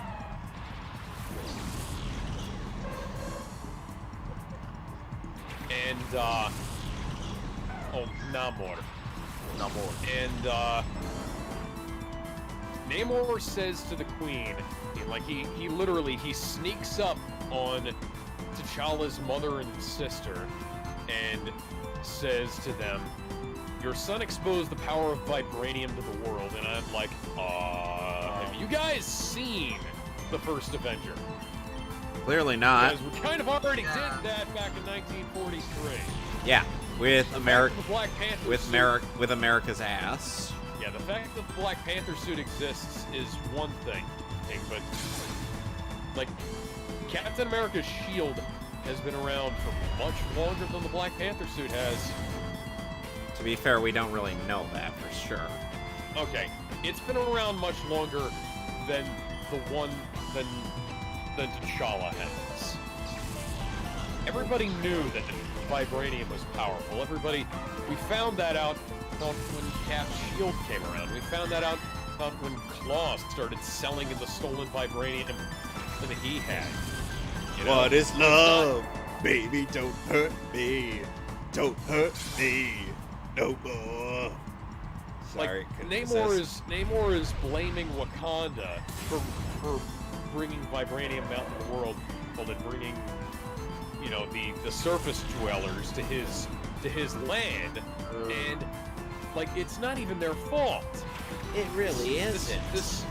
The conflict between Atlantis and Wakanda is so forced in this movie. Like, it doesn't make any level of sane sense. And then we have, like, we'll get into, like, Namor a little bit later, but let me keep scrolling here. There's a lot of scenes in this movie where the film is edited incorrectly. Like, it just kind of jumps all over the place. Like, characters change positions and not like majorly, but like their hands and limbs change positions between shots where I feel like you normally would have seen them moving and things like that. And that just tells me that there's a lot of things wrong here, or like that there's probably some studio interference going on. Not that I think that Disney could have possibly made this film worse, less coherent, because the plot already fails from the get-go. I don't think there's any way that you can salvage this. No. But yeah, apparently, and Namor was somehow able to get that submarine with the vibranium detector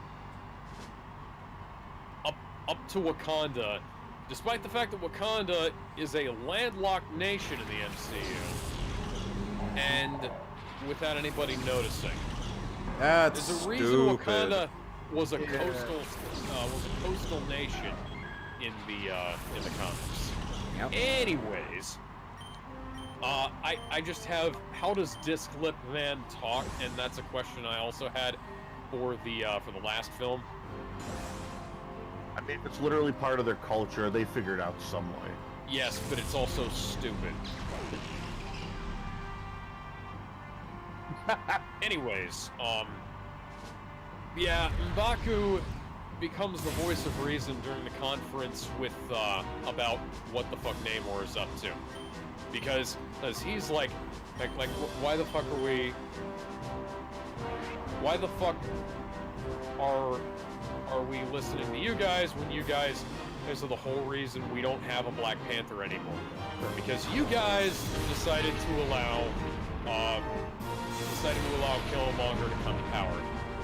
Or if you guys hadn't heard him out, maybe we would actually still have the fucking superpower flowers. Yep. And I literally said that I know he's already known as the Man-Ape in the comics, but make him the Black Panther. Or please. This is me begging the film. No, make M'Baku Black Panther. Make M'Baku Black Panther. He's the logical choice for Black Panther at this point. Yep. It's a no-brainer. You have to fill the diversity quota. The diversity quota is literally already filled. Because black men are the white men of black people. Correct. That's stupid. That is an actual headline I read on an article once. Also, if you haven't noticed, he's very well articulate and very well schooled. Yeah, and he's just constantly munching on a carrot while all these assholes are talking, and he's just like can we like maybe do something sensible? No, okay, I'm gonna go back up to the mountains and eat my fucking vegetables. I'll see you later. what's And that's funny- all we see out of M'Baku for a little while. Oh. Sad is that he's the funniest out of the characters. Yeah. That's sad. Yeah. That he shouldn't be the funniest. He should be at least one of the funniest.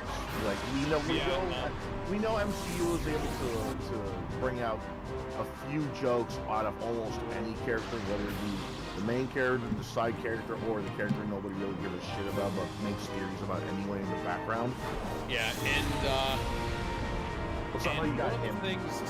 One of the things that I said, like, the council actually suggests that, oh, let's just abduct the person who made this vibranium detector. There's only one of them in the world. Well, this person is obviously unique and some kind of genius, and there's not 10 million people in the MCU who could do this. Oh, is it the Iron Chick? Williams. It's Riri fucking Williams. It's better to have Riri goddamn Williams in here. And Of course, and I have it written down like, of course, this is how they drag her into this.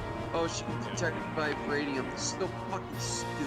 why are we seriously suggesting abducting people when we know that Captain Falcon, Bucky, and what's left of the Avengers are totally going to be on your asses about this shit? Why can't Because Wilson's in superhero name be Captain Falcon? God damn it. You know, that would be it'd an be more interesting dignified comic. than calling him Captain America, because that Captain America suit is awful. Yes, it is. I wouldn't say it's awful. It's just put on the wrong guy. Look, why did Yeah. you put an all-white Captain America suit on a black man? Oh god. Oh god. Yeah, think about it. It's horrifying. I like the design, but it just looks really wrong on him.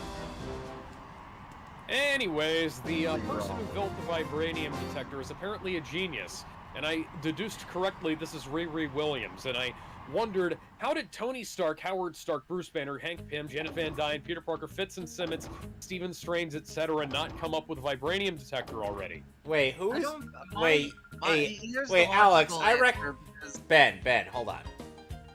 Alex, you mentioned a lot of interesting, intelligent people, but who is Peter Parker?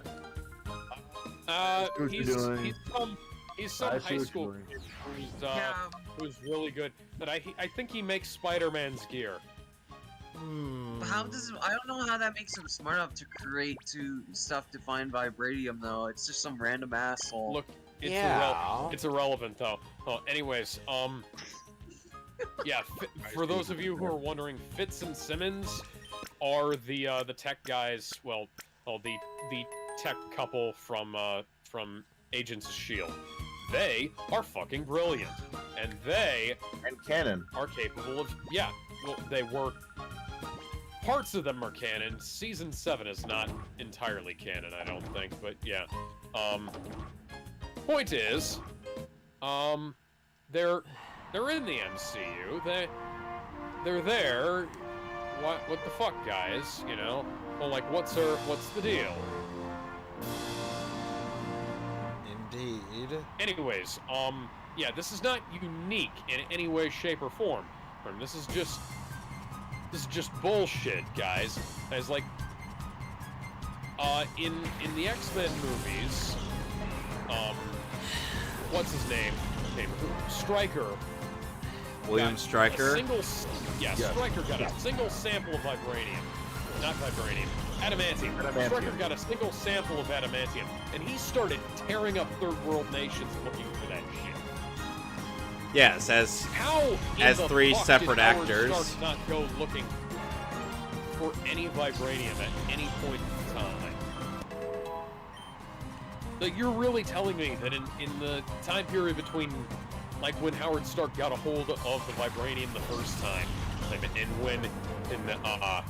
and when he died in the 90s, that he wouldn't have tried to figure out where more vibranium was. indeed. I mean, evidently he had to. Somebody made that fucking shield.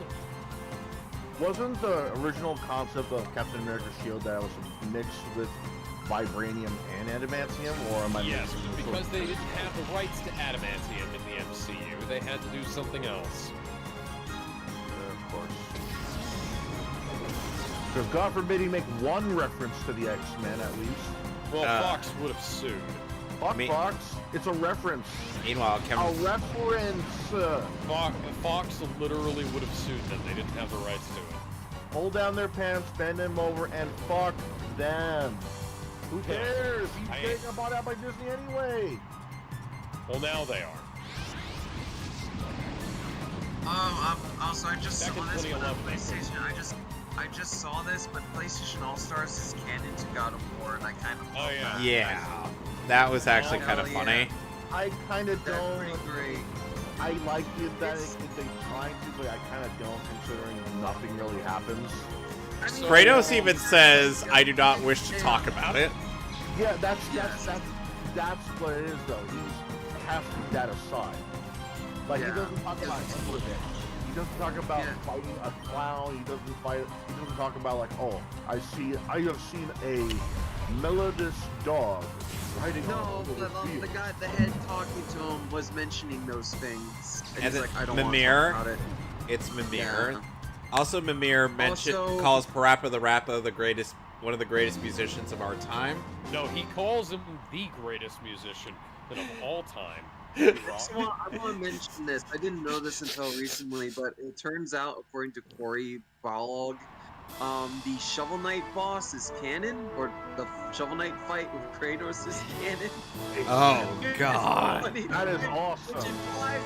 Which implies that between the events of God of War 3 and 2018, Kratos got folded by a man with a shovel because he was too stupid to defuse them. No. It makes And Super Smash Bros. Is canon to God of War as well. Ow! Why, besides that Shovel game? Knight appears in God of War. Oh shit, he's right! But here's what makes it better. Sorry, Shovel Knight appears in Smash Bros. Anyways, let's get back to Black Panther. No, I want to talk about God of War crossovers because it's 20. No. So rather than going to just going to talk to Bilbo, Even my crippling rage cannot. so T'Challa's mom and his sister. T'Challa's sister and his mom go to talk to Bilbo, and rather than like going to talk to him somewhere like secluded or some shit, they use a dragonfly drone to get his attention to come see them out in the open in the middle of a forest clearing, and that's where they have their little discussion about like what the fuck's going on in the movie, and they're like, oh, we can't risk telling you about who's actually doing this because that might cause problems, and it's like, just tell Bilbo what's going on, please. Are the If you Atlanteans told Bilbo what was going on in the movie, you would have an easier time, and we could cut it like 20 minutes of runtime off of this incredibly slow film. aren't the Atlanteans sea-locked anyway? No. Okay. So, They're not even Atlanteans, they're Mayans now. yeah. Atlanteans Yeah. that have Mayan culture. I'll talk about that. I actually need to Yeah, go. So well, like, you guys, there's the problem of, like, Namor, they literally took Quetzalcoatl from the comics and gave him Namor's name. Anyways, and some of his powers. Anyways, yeah, so Play that they shit. let go. Yeah, and I gotta go. So you guys have a there's good a one. bunch of people in the MCU who could have done the stuff that Riri comes Yeah, up I with. need to go. You guys have a good one. Alright. Bye. You'll never find out. We'll never find out about that joke, though, Ben. Oh, well, Kevin's still here. Anyways,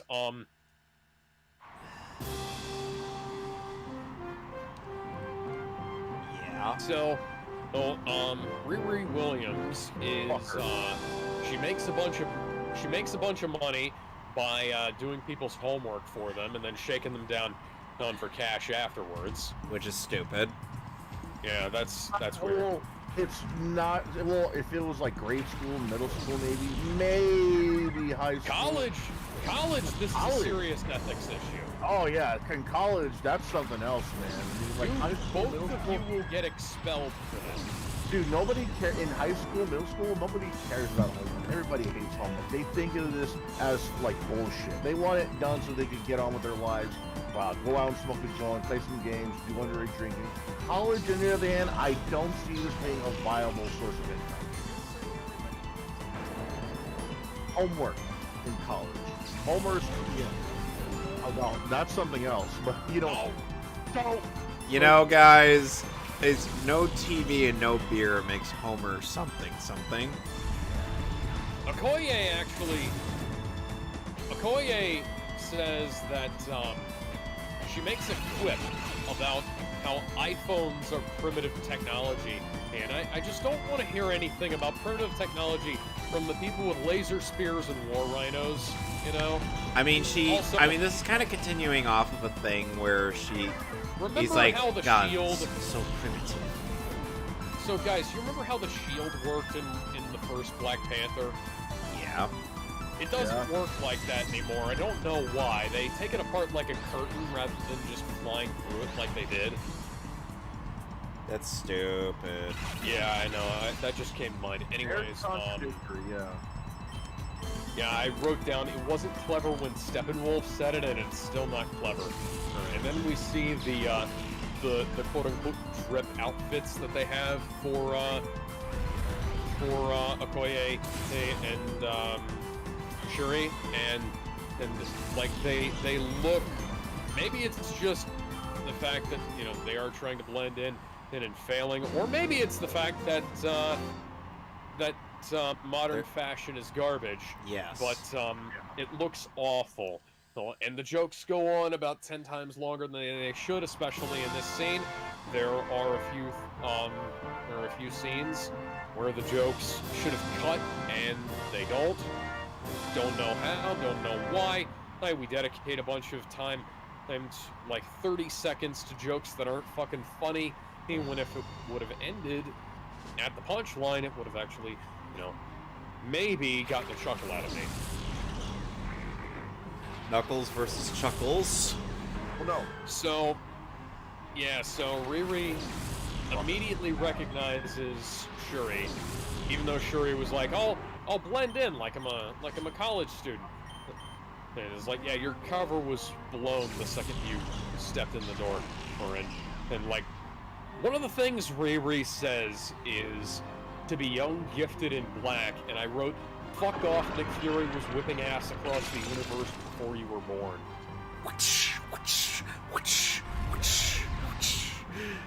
I don't want to hear another goddamn word out of your motherfucking mouth. Oh.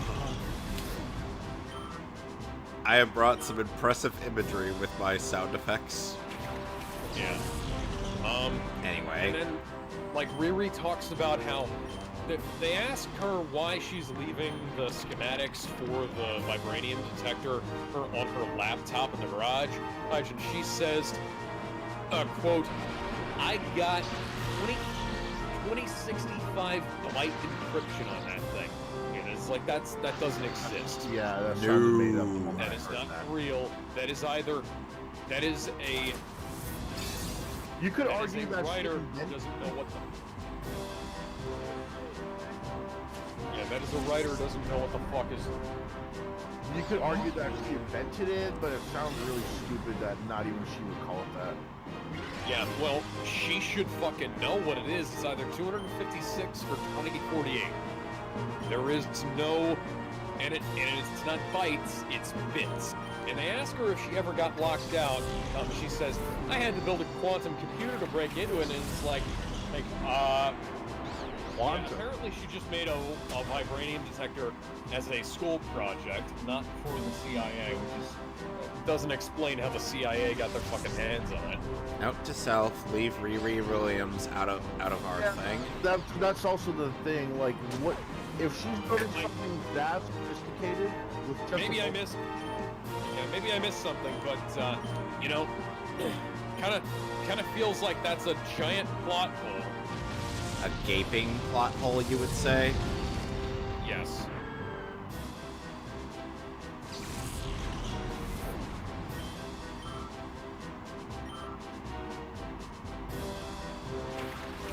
Oh, God.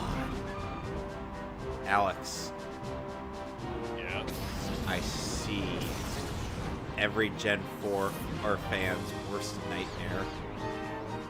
Lissy. Yeah, they asked her if she ever got locked out, and she says had to build a quantum computer to break into it. And all I have to say is that, you know, if you're just building this stuff for a school project, why are you using anything more than like your basic Windows password? Excuse me. Is there any real reason for doing this, guys? Like, The lulz. could we? Like this doesn't seem like much, but there is precious little plot in this film, and you're using your dialogue not to patch up the holes in it, but rather to make entirely new ones. Yep.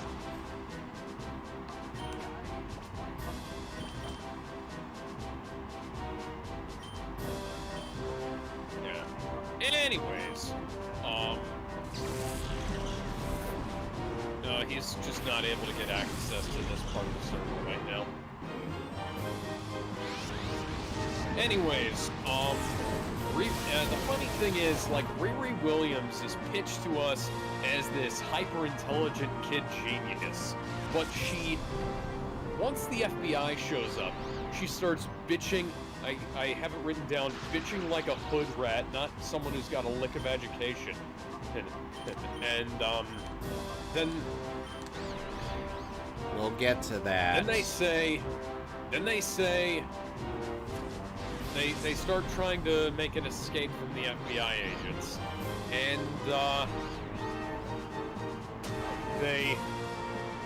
Okoye takes a car, Shuri takes a motorcycle, and Riri takes a suit that would embarrass Ultimate Iron Man in how bad it is.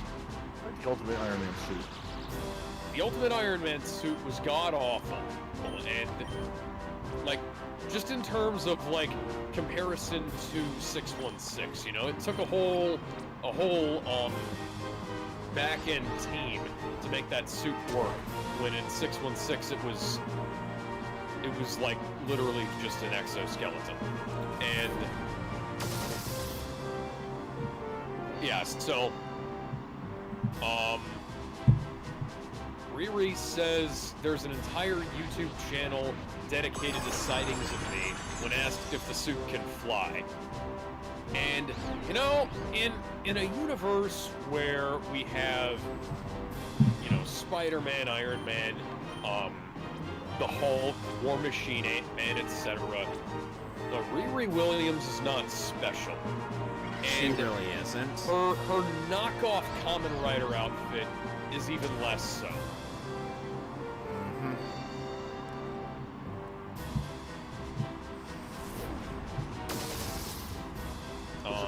Looks like something out of a Blender porno parody.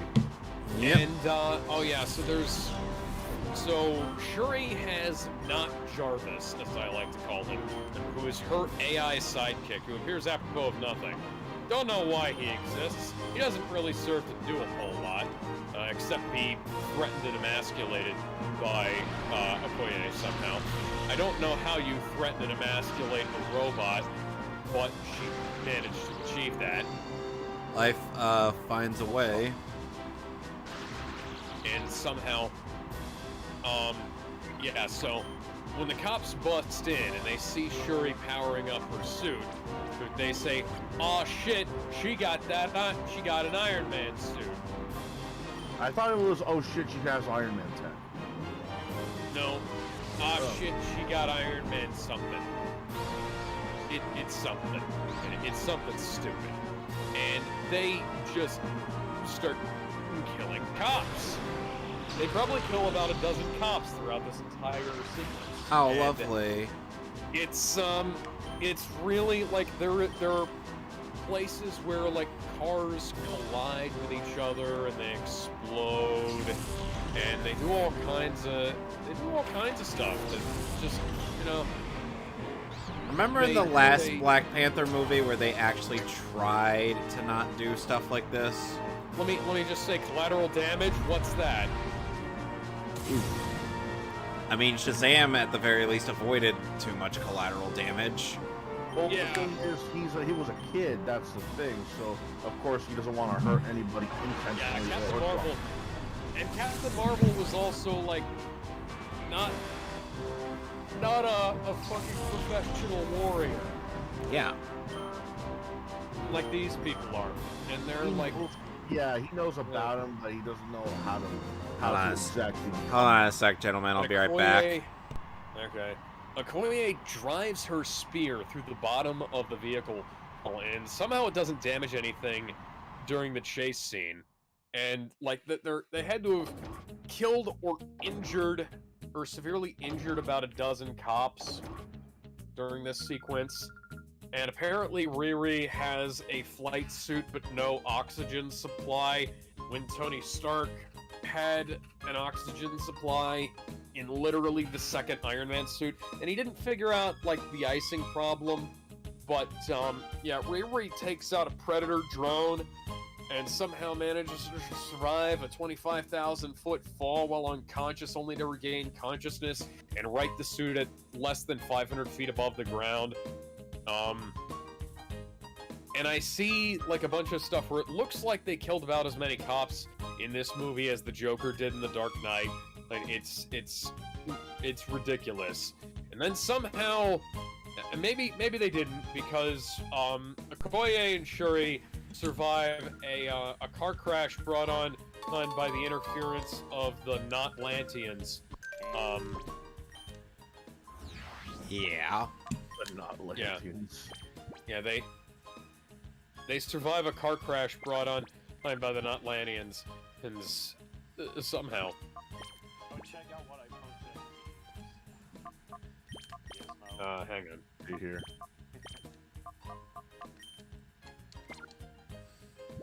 Yeah, that's accurate.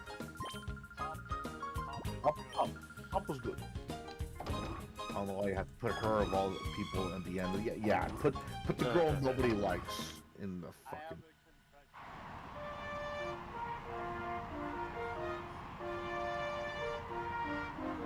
Oh, we'll have to fix that. Anyways, yeah, but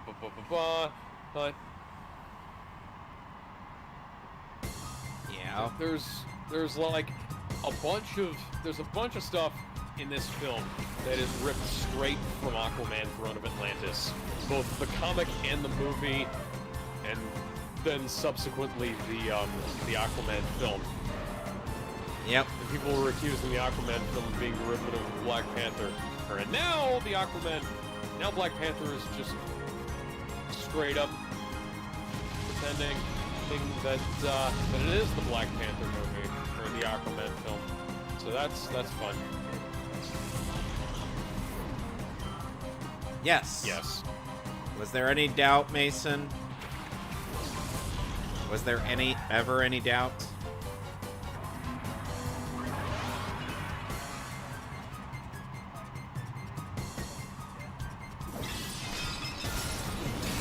Then the Atlanteans started killing cops too, and that was. Gee, I wonder what the MCU's position is on law enforcement. It is so Strange. subtle and It's really ambiguous. strange because superheroes are kind of quasi-law enforcement. Oh, Yeah. good lord, guys. Keep your hate boner for police in check.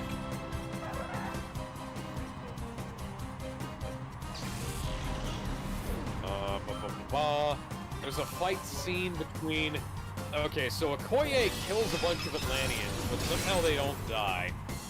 I don't know how, I don't know why, but that just happens in this movie. Somehow Palpatine survived. Yeah. Then we get to, there's this pretty interesting fight scene in where Krewe fights with the Atlanteans, and there's a bunch of nice stuff in that. I really like how there's not a whole lot of accompaniment, and it goes down to the sound effects of the fight scene and the grunts of the actors, and that's really neat. But it's all around, like, it's okay as a fight scene, and like Shuri wakes up, and somehow the magic beads from the first movie mess with Atlantean weapons. The big bruiser from Atlantis disarms Okoye and then gives her the spear back, and then she kicks him in the nuts, and then they fight, and then Shuri breaks up the fight and says she'll go with them to Atlantis. So they take her to Atlantis, they give her a rebreather, which apparently the Atlanteans need, but they really don't, because they're never shown to actually need this rebreather thing they've got. Anyway. Like, they had this little mask thing that holds probably not even a lungfuls of water for them, because, spoiler warning, they need to breathe water to survive, and Namor is the only one who doesn't need to breathe water for some reason. Well, he outright just doesn't, because he's a mutant, but... No, I understand that. I'm just saying, like, for some reason, like, him having been in his mother's womb when they took they had a version of the Black Panther juice that made them breathe water somehow. And then, like, the effects of the Black Panther, of the Namor, of the Atlantean Black Panther juice somehow makes Namor unable to really seriously age, because he hasn't... I don't think he's aged at all since like the era of the Spanish conquistadors. No, or not significantly, anyways. And yeah, along comes, like, there's a scene. And then along between came Elaine. Zeus. Yeah, kind of. There's a scene between Elaine and Bilbo, and Elaine is really thirsty for Some Hobbit. for Bilbo's Hobbit. for some Hobbit schlong. Which might actually be longer than most people think. Well, yes, that's because they never skip second breakfast. They got big feet for a reason. Yeah, Oh. you know what they say about people with big feet. And with big feet. There's a quote here. Riri asked, "Is there a new Black Panther you could call to come get us?" And I said, "Why not call someone else?" "Oh wait, you pissed off the White Wolf and Captain Falcon and the Winter Soldier." I'm sorry. Every time you call him Captain Falcon, it's hilarious. We have an objectively better superhero name there, and yet, because of Nintendo, you're not willing to use it. Yeah, well, then, guess what? Your Falcon should not be a Captain America. He should be Falcon or Captain Falcon, because Yeah, yes! Shuri also makes a bunch of pop culture references. Says that Namor is like a villain, like in a bunch of Disney properties, like kind of Indiana Jonesy, like somebody from Indiana Jones, somebody from Star Wars, etc. So Spanish conquistadors brought smallpox and other stuff to wherever Namor lived, and so they sent their local shaman to go get answers from the gods, and the gods told them about their local version of the Black Panther juice, and Namor's people found another planet changed by vibranium, and the people were reborn as Atlanteans. Somehow it took away their ability to breathe air, but not really, as we see earlier in the movie later on, and earlier in the movie and later on, sorry. Because they make this mad dash to get to the water, and then they take a breath of the water, and they're fine, and they're breathing perfectly normally above the surface. I think this might have been a continuity error. Either that, or Ryan Coogler and Disney are just fucking stupid, which I'm not willing to dismiss as a possibility, especially after Ryan Coogler decided it was a great idea to redo the entire last fight scene of Black Panther 1 at the last second, and that's why it has such a legendarily awful CGI that unfortunately has not even aged all that badly compared to Phase 4. Yep. Aside from Spider-Man and Doctor Strange, there has been Namor, no significance whatsoever with this phase. Namor can breathe air and water because he was in his mother's womb when she drank the blue juice. Namor is a mutant who ages slowly and can breathe air and water. How does he age slower while Captain America aged slowly once and then aged normally the second time around? This is, you'd think that this would be this might seem like a ridiculous question, but this is legitimate. I want to know this because Captain America, like, you know how Cap would respond to you, Alex? he doesn't want to tell me what he said. his, He's like, no, I don't think I will. keep your secrets then. Oh, we're making all these Lord of the Rings references. Anyways, Namor comes back to bury his mother in her homeland and finds the conquistadors have like enslaved a bunch of Spanish people, a bunch of the local people, and I almost said Spanish people. The Spanish people are the ones who did the enslaving. Wait, Alex. So the Spanish. Alex. Yeah. Would you say that these conquistadors were part of the Spanish Inquisition? Yeah, there's definitely some kind of Inquisition going on here. Damn it! I was expecting. Did not expect that. I was expecting a Spanish Inquisition.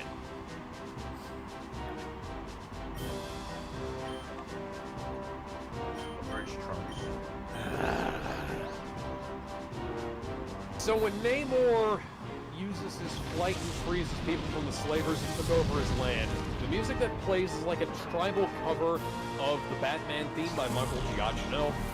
This is just another example of how lazy the music is in this film because, yeah, it'd be alright if Michael Giacchino hadn't already used it in the Batman. There's also elements of A Beautiful Lie by Junkie XL and Hans Zimmer, and elements of, the previous, Black Panther soundtrack, so, you know. It all evens out. We're just kind of fucking around here, guys. Like I said, Danny Elfman during the Justice League sessions. Namor gets his name from an insult that a Spaniard called him the child without love. Yeah, apparently in Spanish it's pronounced Namor or Namor. Namor. Yeah. Well, amor means love in Spanish. Yeah, something more.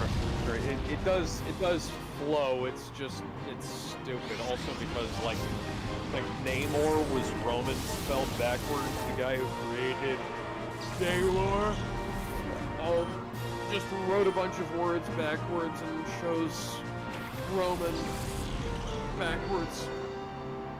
Namor gave a long-winded explanation of what will happen to Shuri if she follows him into the depths of Atlantis, and then says, or you can wear a suit, we have one over there.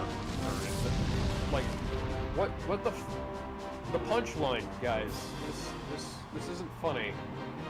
This isn't funny! Why did we spend 30 seconds dedicated to this stupid thing? Anyways, licensed music needs to cease.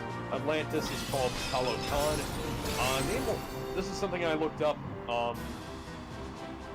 while I was watching the film, Namor was originally supposed to appear in Multiverse of Madness as a member of the Illuminati, but Disney shot that down because they had plans for him to appear in this film in a different appearance, rather than the more comic-accurate appearance they were planning to use in Multiverse of Madness. Shuri and Namor have a moment with dialogue that is ripped straight from Superman the movie and Highlander.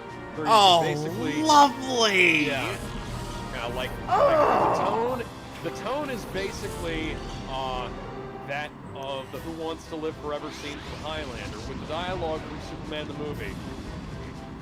Oh, joy bunny! All these skills the ancestors gave me, and gifts the ancestors gave me, and when I needed to save my brother, I couldn't. And that is practically word for word what Superman said when Jonathan Kent died. I had all these powers, and I still couldn't save him.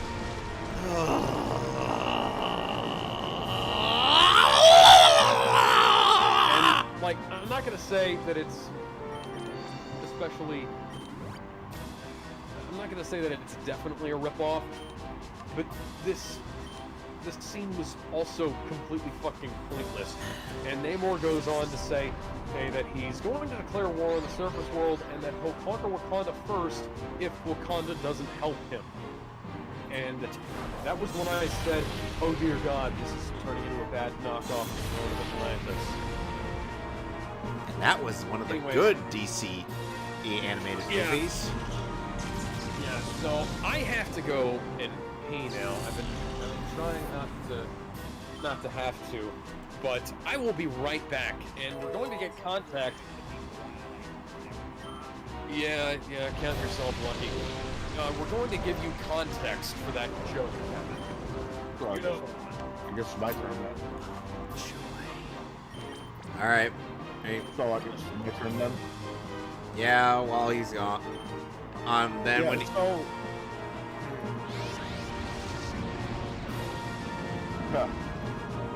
So what he said.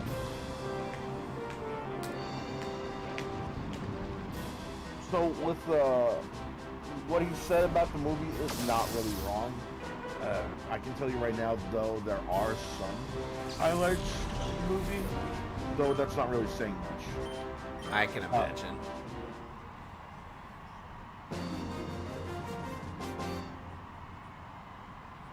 What? What? You guys, but I want to lick some frogs, you know what I mean. That is Okay. Alex Jones. Oh, joy. He said, I don't know about you guys, but I want to lick some frogs, you know what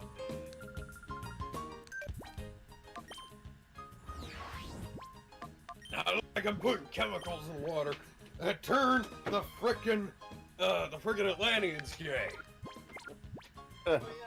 They turned all the Atlanteans Mexican.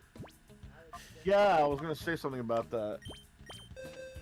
Anyways, So, funny thing about the Atlanteans being Mexican, when they were shown this to other Mexicans, of course they're happy about this. But what's funny is that I heard that when they showed pictures and stuff, they played that one song everyone knows, you know, Suavemente, every time. When they showed the pictures of the actor. yeah, no, there are highlights. I do kind of like the Mayan designs of the Atlanteans, but I really love that. It's kind of going against the original source material, but you gotta have to admit this is creative. yeah, I've never seen Mayan anything when it comes to underwater anything for that matter. it's an always interesting design. It's It just, is, but you know, there's nothing wrong with it's it. attached to a terrible movie. It's also attached to source material that there's nothing wrong with. Well, Quetzalcoatl was already a fucking hero in Marvel Comics, so why didn't they just use him? Why indeed? They didn't have to well, as much as I like the Mayan design and the Aztec kind of shit, they didn't have to, honestly. No. They could have just had regular Namor, regular Atlantis. Sure, there might have been people were like, oh, this is just Aquaman, but white. Okay, but it's still different enough from Aquaman. I thought For one, he Aquaman can was fly. white. Yeah, like for one, Namor can fly.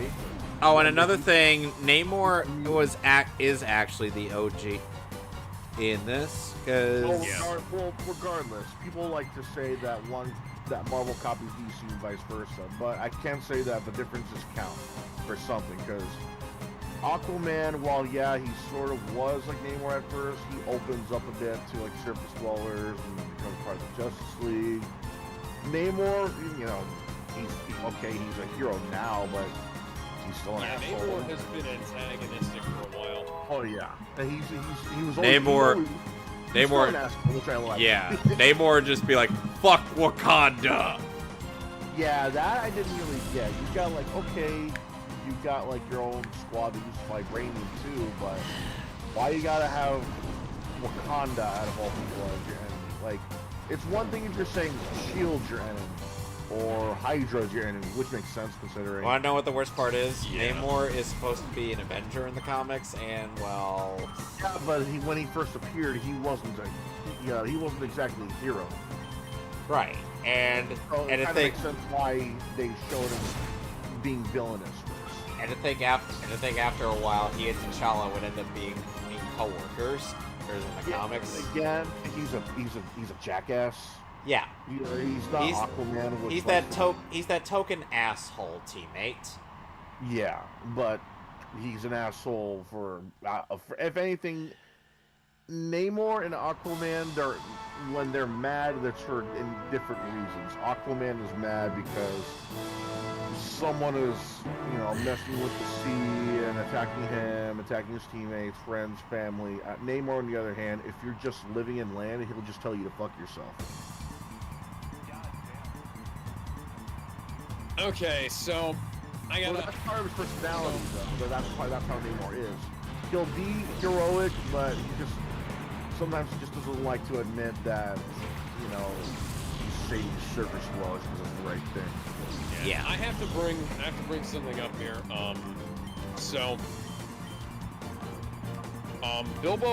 Bilbo and Elaine have this meeting with with some CIA guys, and Bilbo is trying to say like, hey, we don't, you guys ambushed the fucking Wakandans when they were talking, and like they were literally just talking to this girl, and you guys ambushed them. And it's like, do you really expect them to like take you guys seriously if you're attacking them like that? And you know what? That is a fair point. Yeah, very I fair. don't agree with what they did, how they did it, but that is a fair fucking point. But then we find out that that Joe Biden wants to nuke Wakanda Oh, lovely. because they didn't vote for him, and therefore they ain't black. Yeah, I never understood. Look, man, it's one thing. These guys helped you stave off an alien invasion twice. Yes, this makes about as much sense as the continued antagonism towards the X-Men. Well, the X-Men, it makes more sense to want to attack mutants than an entire country. Because when it comes to countries, Okay, there's I'll give you that. There's politics behind it. There's resources. There's like intent behind everything, whether it's evil deed or good deed. And with mutants, on the other hand, they have a right to be more afraid of that because they are right. And they could have any power. Especially with Kitty Pryde, like they made an example of her, where it's like, oh, she can walk into my house, your house, the White House, or into their houses. They made an example of why mutants are something to be afraid of. While there's always a debate in the comics in the past, like why you shouldn't be and why it's okay to be one. No, yeah, I understand. I'm just saying that like this discourse is fucking retarded. Like, Yep. Yeah. Like we are talking about like nuking a nation, threatening to nuke a nation over a over a single the crew of a research vessel going missing from an unknown attack. Like, you're seriously trying to, like they say, the president wants to attack. Yeah, And it's like, okay. but why Wakanda though? It's still no. I don't care how you try to spin it. Just I will always ask you why Wakanda. Yeah. Like it's like saying Like it's these like guys helped us with the Thanos thing. I- Remember we- the Thanos thing? Yeah, You shouldn't we attack be Kind of a grateful? big thing. You attack anywhere else. Canada, Mexico, Vietnam, There's a movie about China, starting a World War with Canada. China, Russia. You know, you can argue for anything with these countries, but the moment you start saying, let's attack this country that's got superhero shit in it, I'm like, but why? It's like the moment you say, let's attack Bavaria, but why? Let's attack Wakanda, but why? Bro, Well, say it out and then loud again. Ross then says some things that I found kind of suspicious, in that I feel like Ross says that Wakanda outmatches America in the military department, even though we've seen what Wakanda can do militarily, and it's nothing that S.H.I.E.L.D. doesn't already have. Like, they have flying shit. Okay, S.H.I.E.L.D. had flying shit already. Cloaking devices? Got that. We have that on the hovercrafts, on the Quinjets, you know? Well, the Quinjets are even space-worthy, somehow. Well, considering Hulk ended up. No, or people always bring it up. They're still using spears for cloaks. Although I'm like, okay, but they're made of vibranium. No, yeah, I understand that. I'm just, what I'm saying is that, like vibranium or not, Wakanda is very small, and the rest of the world is very big. The United States of America has the largest military on the planet. We'll figure out a way through it eventually. They're Like, smart. we'll Apparently, scrap out, we'll capture, like, something. they're smarter though. I mean, these are the same small country that staved off an entire army despite them having one Gatling gun. One Gatling gun that was like 100 rounds per minute or some shit like that, and they blew it up with a laser they built. This is before lasers were even a thing in people's minds, before science fiction was even a thing. They went to space before the whole space race thing was even in people's minds. What, They made it Wakanda? yeah, Wakanda. They made it past the fucking moon. You're talking about in the comics, though. Yeah.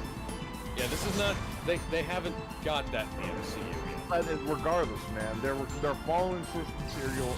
I understand. Well, no, they're really not following the source. Oh yeah, but they're trying at least 5%. Let's be fair on this movie. They're still trying regardless. But either way, man, the Wakanda's smart in many cases, and with technology, they extremely are. They might as well be working with Stephen Hawking, Albert Einstein, and fucking Elon Musk. I don't fucking. No, I'm not saying that you But you got- underestimate them. I'm saying that like real. Let's think realistically here. You know, well, there's stuff going on here that they can't possibly stand up to. They're not merely like, we will cut off their supply chains, and all of a sudden, then they won't be able to supply their people with fucking food. You know, well, like that kind of thing. And this is not that complicated. You know. Anyways, excuse me. So, Wakanda has alien abduction machines in their flying saucers, and the Queen, Namor attacks, Wakanda because one of his people, one of the Atlanteans, got injured in the escape of Riri and Shuri, and so Namor decides, like, okay, well, You know, I held these people hostage. The next obvious step is definitely going to be me going there and killing a bunch of innocent people. Because that Which makes is exactly total what he sense. does. Speaking of people, is anyone still annoyed at Riri Williams despite her being at least, let's say, 25% more tolerable than in the comic books? Oh, no Yes. doubt. Yeah, Like, the it's comic Riri Williams is insufferable. This Very. one is just intolerable.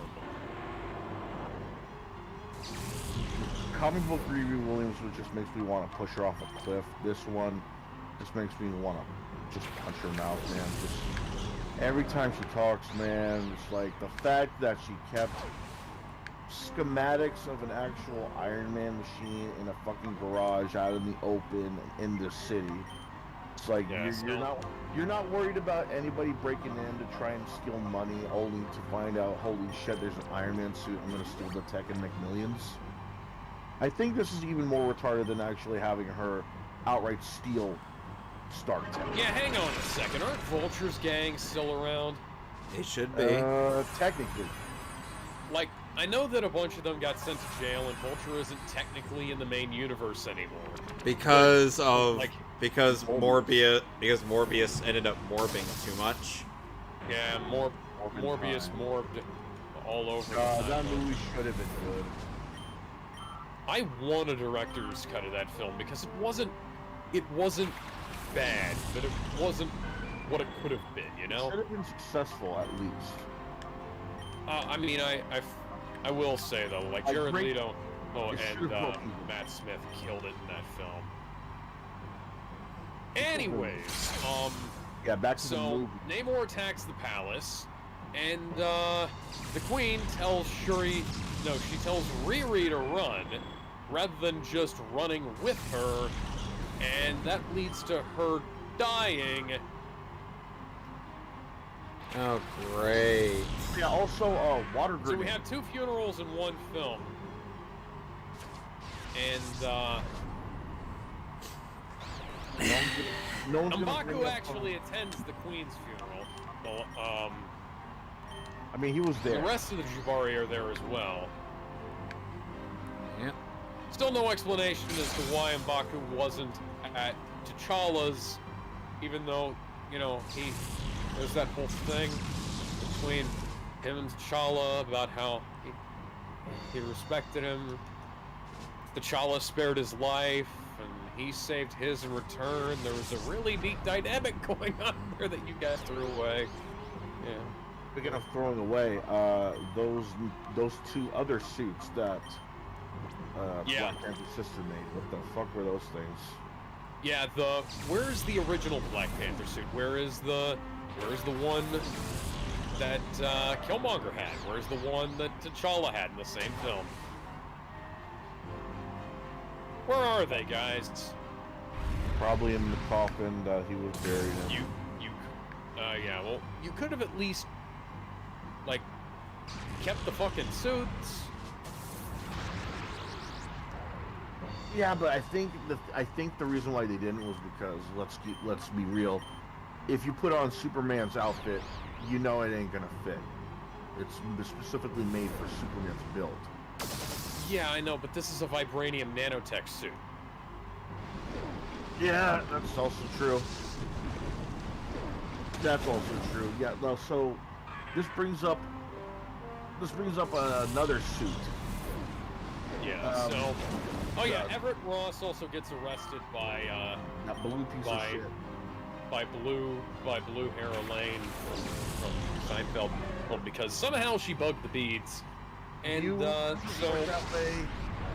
yeah, I don't get that. Fuck the beads.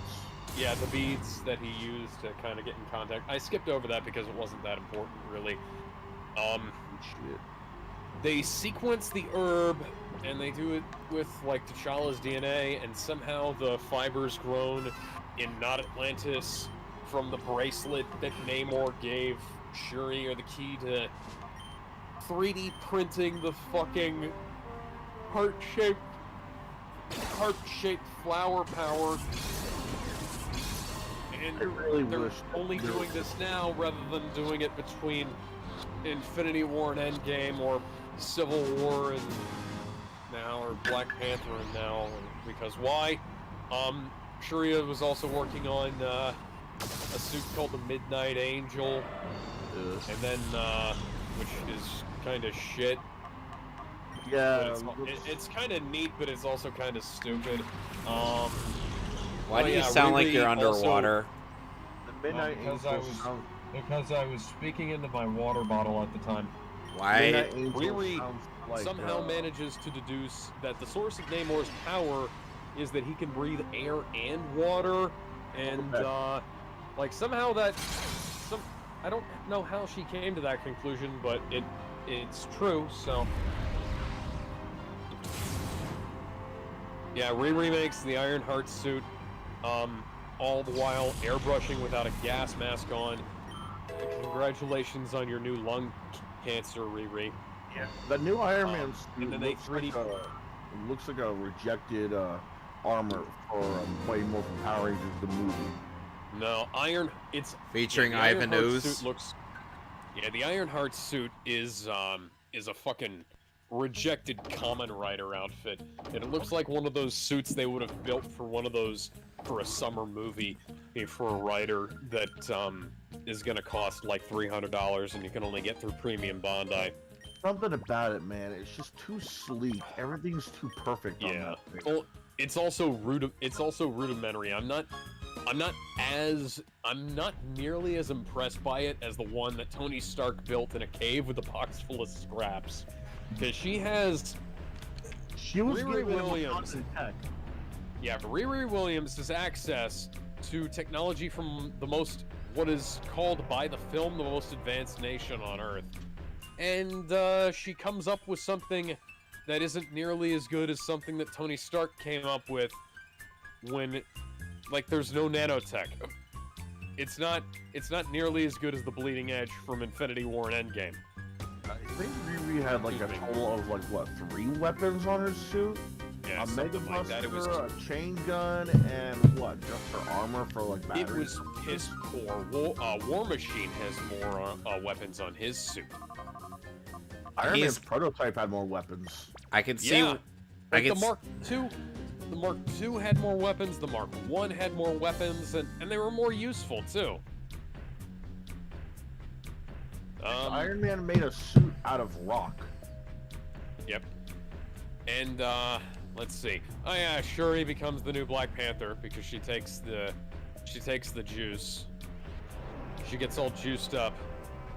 That part I am actually I was okay with, except for the fact that you're telling me that she went into like the Wakanda's equivalent of the afterlife to get her powers.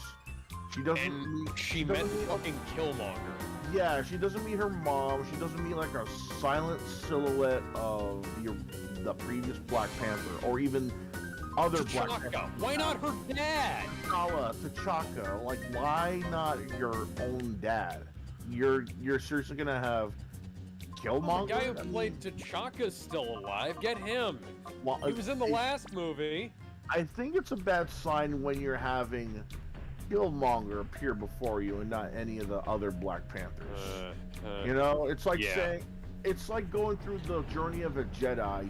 You're about to earn that lightsaber. You're about to gain the powers of the Force, and instead of seeing silhouette of, let's say, Qui-Gon Jinn, Luke Skywalker, or Ben, any of the other Jedi worth noting, you see Darth Maul.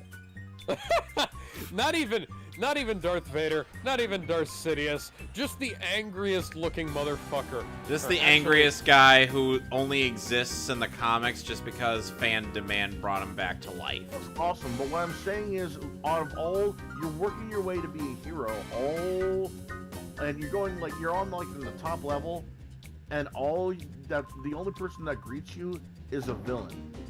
That's a bad sign, and I don't know why nobody else is talking about that. Like, oh, okay, Killmonger, that's cool. Yeah, but she's supposed to be the hero. She also blames Killmonger for T'Challa's death. No. Like, T'Challa's not here because Chadwick is dead, and Killmonger spouts off bullshit about how T'Chaka would have killed Riri because he killed his brother, and that is would've just killed her. so many levels of bullshit. Because he killed his brother because he was defending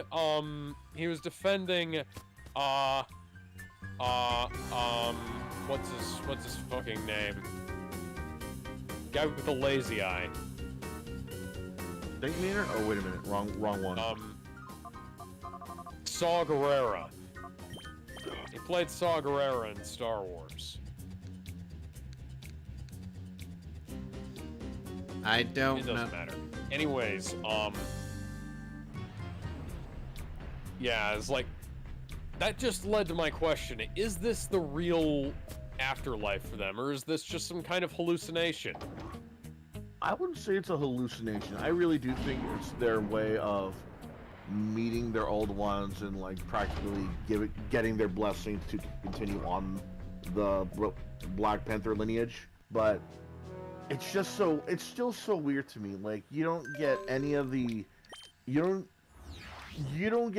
Black Panthers of the past or even more recently. You get Killmonger.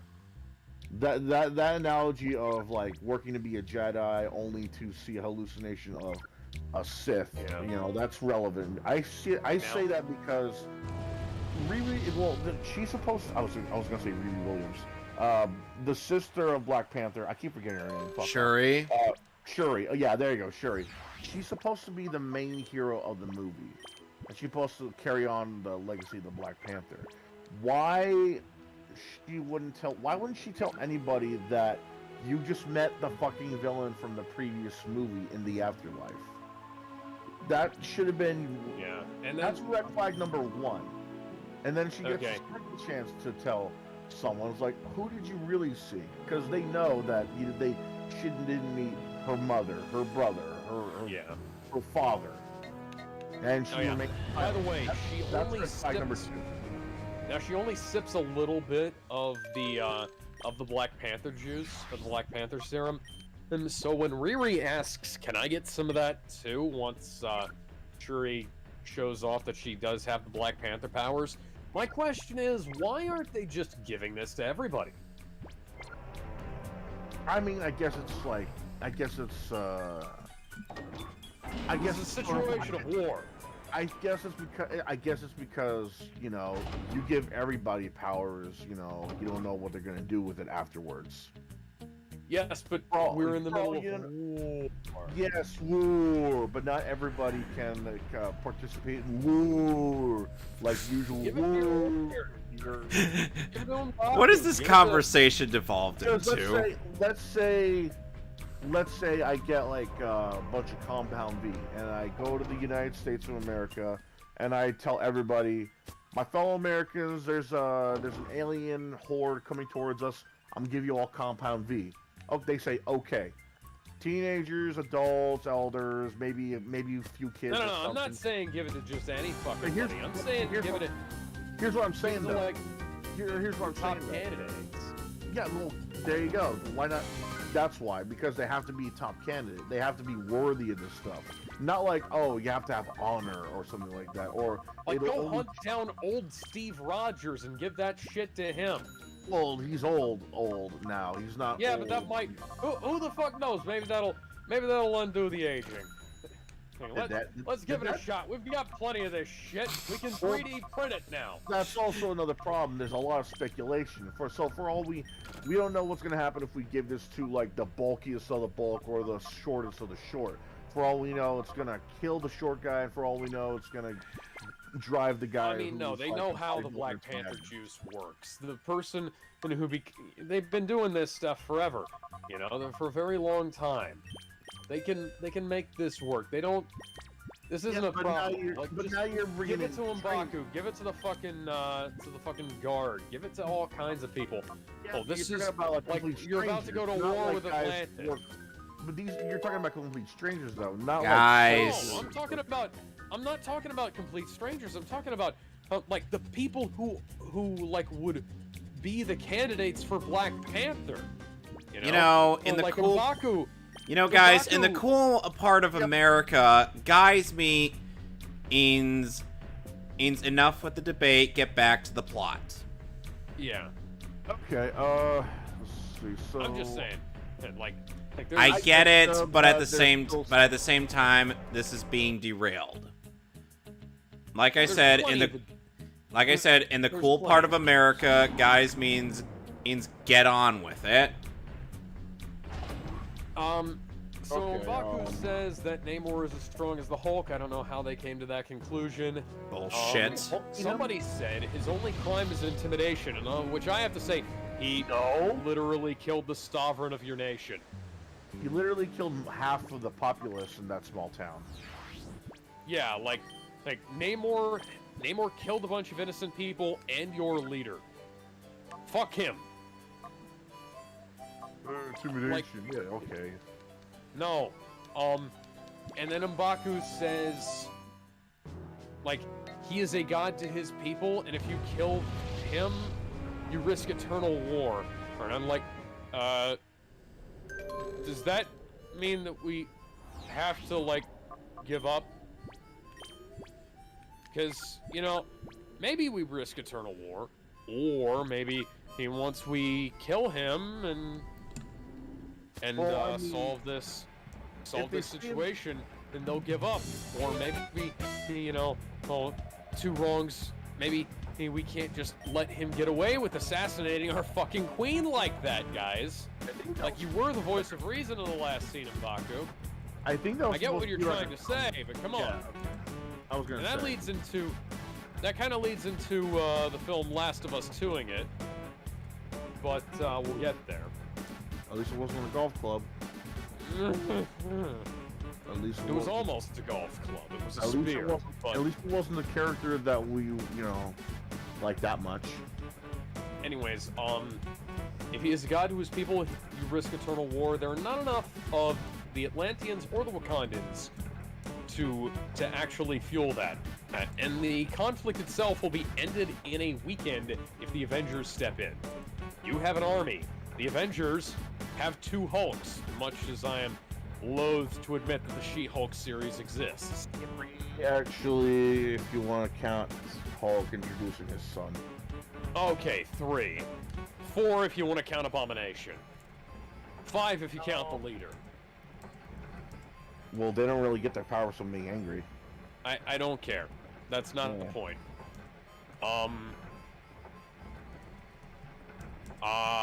Yeah. So anyways, Shuri, one of my favorite aspects of the film is that Shuri builds her new Black Panther suit and integrates a bunch of the stuff that she built in the previous film into it, like her like laser guns that she has, the Panther guns. Those are nice. Those are a neat little addition. And, Yeah, but they go away I thought too that was quickly. cool. They go away too quickly, though. They break Yeah. the character shit. Every new thing that they have is completely underused. It's kind of like a modern Call of Duty game where they introduce a bunch of cool shit and then never again is it shown. Anyways, yeah, so there's this. They lure out Namor to this ship out in the middle of nowhere, and there's a cool-ish fight scene. Although there are a suspicious amount of women in it Women. for a movie that had shitloads of Male of, warriors. male warriors in the last two appearances is Wakanda. But and yes, the suspicious amount of women in joke is a Brooks Show reference. Also, I'm a little For those of you who are EFAP fans out in the audience. I'm a little concerned and confused why they decided to take a boat in the middle of the ocean to lure them away when Namor already gave them a means to communicate and lure them here into Wakanda. Yeah. Yeah, they get that shell. Yeah, that's what I wanted to bring up. That shell. They could have easily brought in it's or loaded illogical. anybody in any time in Wakanda. They decided to pretend that never existed.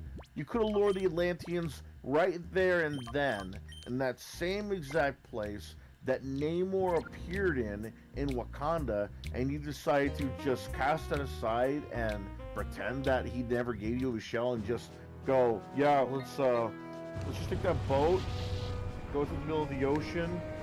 Yeah, Wait a where while- he is just wait a incredibly while. strong and can summon whales. We could use whales!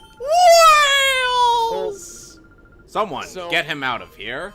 I also have to bring up that this film uses a lot of slow motion that neither sets the tone nor adds emphasis or style to the film. There's just random slow motion scenes at time, and you know, it doesn't help to, you know, Zack Snyder uses it to reduce the amount of angles that you have to change between cuts, so he can disguise jump cuts and things like that. So it looks like one seamless, smooth take. But this film, just like random slow motion. No. Also, Random stuff. Tell me, have you had enough? Also, I want to say this: not having seen Aquaman yet, I'm really sick of any water-based or ocean-based, not just water, ocean-based. As in, like, they live in they're practically Aquaman or Namor. I'm sick of ocean-based heroes or villains not taking advantage of the fact that they live in the ocean. Like, there's always jokes like, oh, you can talk to fish. Oh, you can talk to fish. Yeah, but you can communicate with any sea mammal. Yeah. Not once have I seen Namor summon a giant squid or get a bunch of sharks or Hang on a second. or try to bludgeon someone to death with, like, let's say, a rockfish. That's a thing, look it up. That's a thing, look it up. I believe you. But that's what I'm talking about, though. It's like, it sounds ridiculous, but when you look at it in the big screen, when you think about it inside your head, why would you not use that idea to the fullest of them commanding everything that was born and of the ocean? Like, okay, yeah, sure. Let's make some jokes about him summoning fish, dolphins, seahorses, plankton.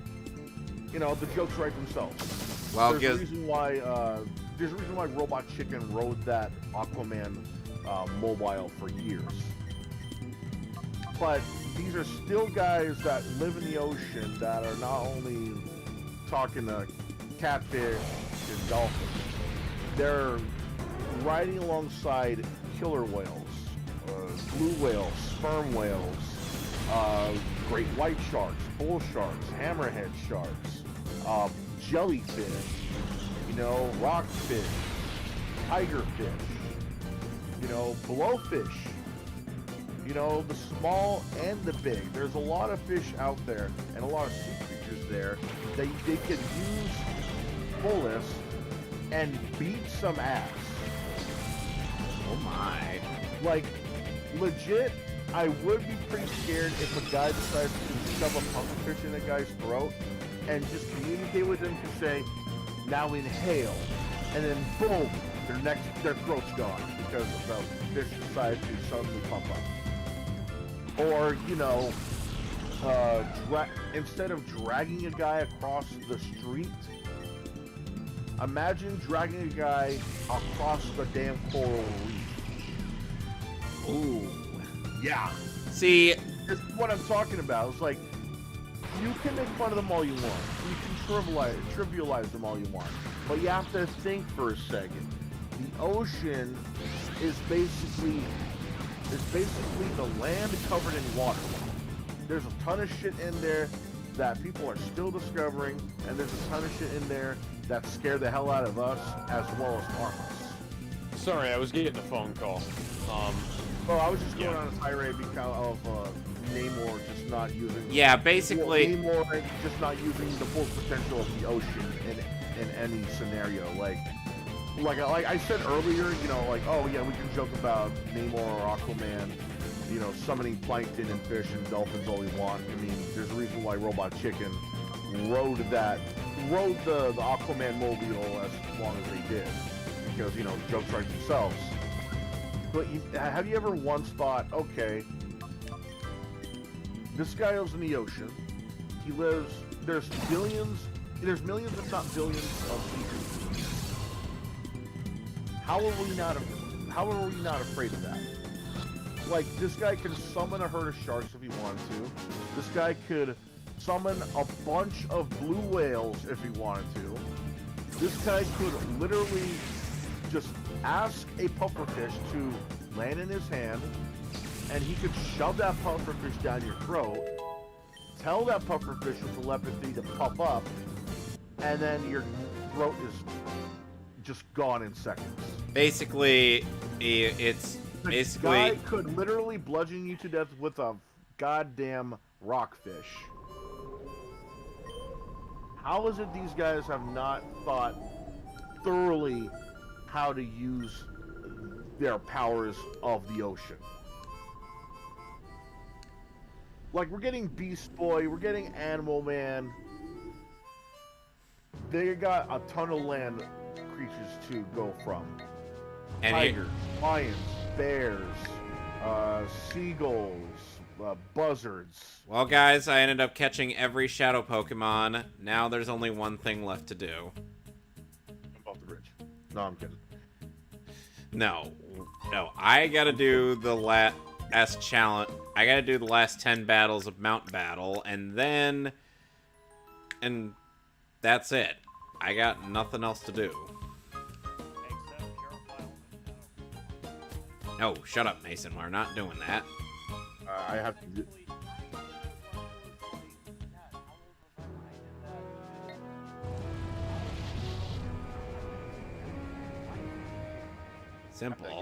Simple, because Colosseum is more trivial when it comes to purifying shadow Pokemon as opposed to XD Gale of Darkness, which actually streamlined it to be more helpful. There's your answer, Mason. If you don't like it, well, I got nothing and more for you. That's what I just wanted to say. That's all I wanted to say about that is, like, yeah, them going out in the middle of the ocean, these kind of scenarios, like, ocean characters just almost never use their power of the ocean to their fullest, even when it's obvious they could. Like, drag a guy against coral reefs. Like, put his head in one of those put a guy's hand into one of those miniature volcanoes to torture him. Or, I don't know.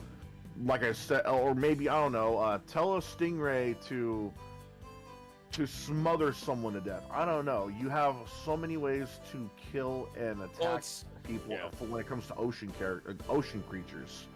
And then they just use the whales as transportation. Yeah, to bust up Wakandan ship. Yeah, it's stupid. Like, no tail lip or anything. You don't even get to see a killer whale munch on a Wakandan or try. Yeah, the Wakandans declare victory. The second Namor is captured. His people disable the ship and summon fucking whales to sink it with water bombs. Midnight Angel shows up late into the fight for some reason.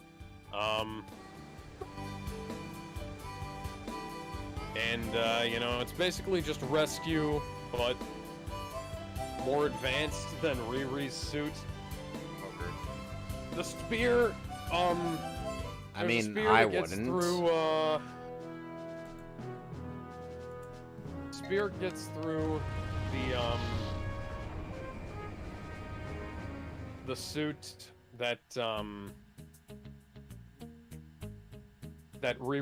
Shuri built, rather, despite Vibranium taking hits from Vibranium in the MCU before, like, you know, the last Black Panther movie. Remember that? Yep. Shuri gets stabbed in the abdomen. That doesn't stop her from flipping over top Namor somehow. 95-pound woman and defeats 8 centuries old fish man. Yeah. Yeah, but And she just says come on. Wakanda forever before She said the setting thing. the engines of her ship on Namor, and then in Namor, she like realized, you know, Namor's people are innocent too. They just want to live, and Namor should have maybe thought about that before he started killing innocent Wakandans and innocent Americans, things like that. Vengeance has consumed us for too long, even though Atlantis attacked people unprovoked. Yeah, that's another thing I kind of really confused on. You finally beat your attackers. You finally beat the people that are practically dragging the Wakandan name through the mud. Why wouldn't you now tell their people that it was the Atlanteans? You have your proof. I'm pretty sure there's cameras on every piece of technology that is from Wakanda. You can't just have a moment where you tell your people, oh, it's Atlanteans. Oh, what do you mean? Oh, they came from the ocean. Oh, we don't believe you. Here's some pictures. Here's some photos. Oh my God, I didn't know that was a thing. We believe you now. We're so sorry. Yada yada yada. What? Yeah. Really? You can have a scene like that? And then after all that, they plant more magic flowers. Shuri rebuilds the car that got destroyed earlier in the movie instead of just using a 3D printer. Or she goes and grabs all of the parts out of the river. Oh, but it means a lot to her because it was Go her fuck dad's yourself. car. Riri Williams had no impact on this movie and could have been cut entirely. Yep. Midnight Angel broke Ross out of jail, and I'm pretty sure she killed somebody when she did so. Yeah, I mean. Other than that, yeah, the movie was awful.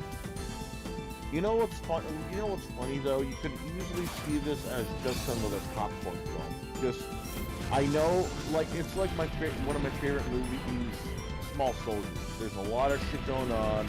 There's supposed to be a message or two in there, but it's overshadowed by a lot of other shit that they're trying to tell you. You know, a lot of the messages get lost because of it, and they can't keep their plot straight. Something about it though, it makes me want to watch it again.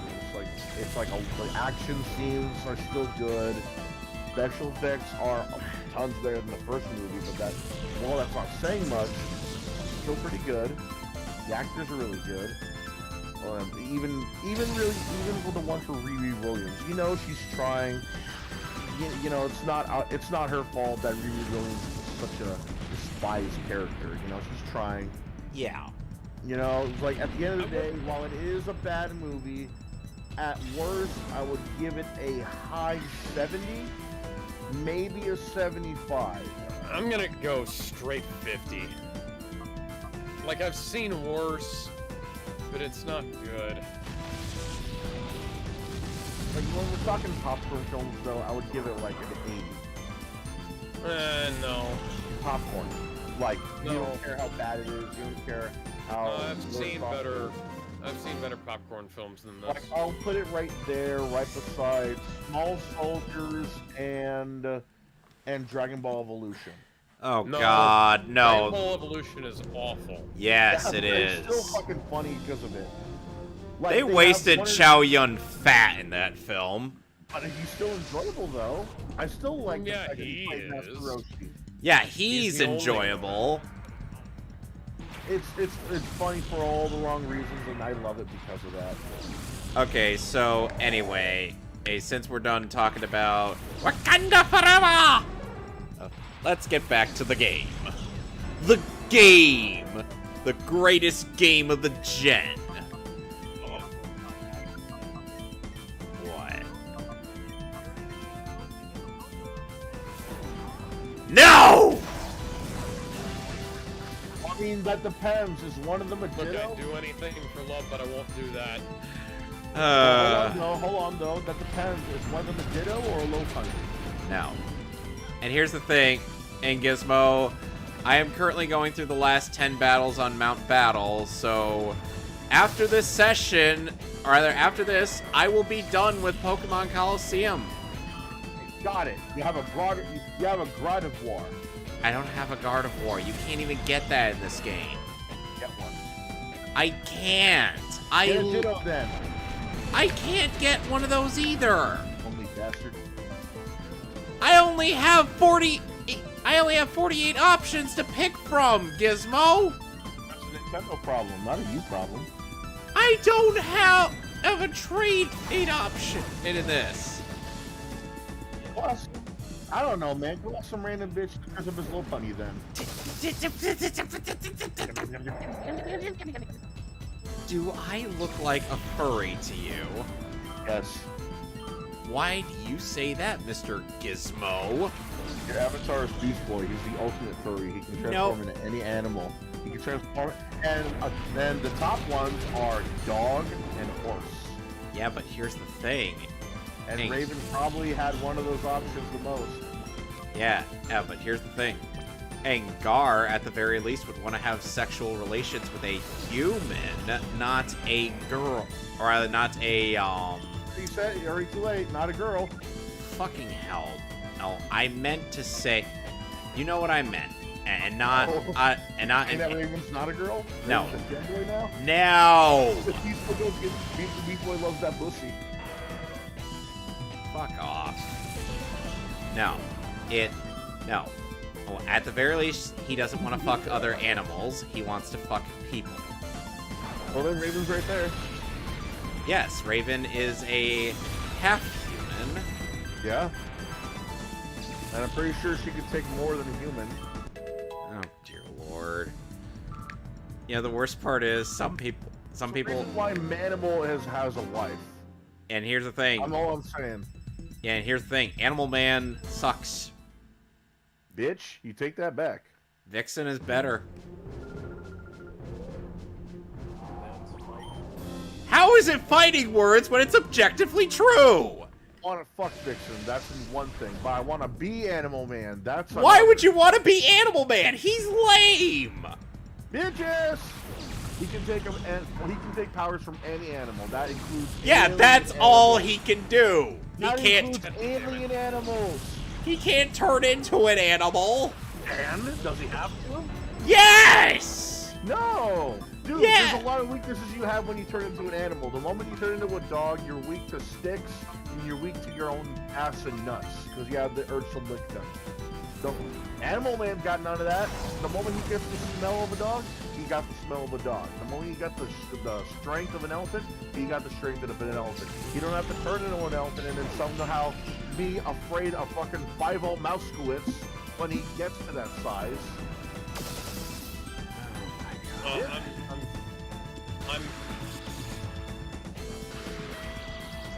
I'm fed up with this fucking game. I'm gonna go. Oh shit, I'll just use the power of an elephant. Bye. Get them all down. You're really Oh, just. no. Okay, whatever. You're really just gonna. On the other hand, I'm gonna turn into an elephant. Boom, smash that wall. I got other stuff I gotta do right now, so. Oh, Oh, great. okay, then. Sorry, excuse me. Bye. Oh, come on. I wanted to show something off to you. With my. I wanted to do like a line for you. That. Feel free, feel free. Like I said, I'm not gonna do it. I said I was gonna do it after the stream, but now that you're gonna be leaving, and will I be able to talk to you after I'm done? Find out on Dragon Ball Z. Probably, yeah. Okay, then I'll see you after I'm done. On Dragon Ball Z.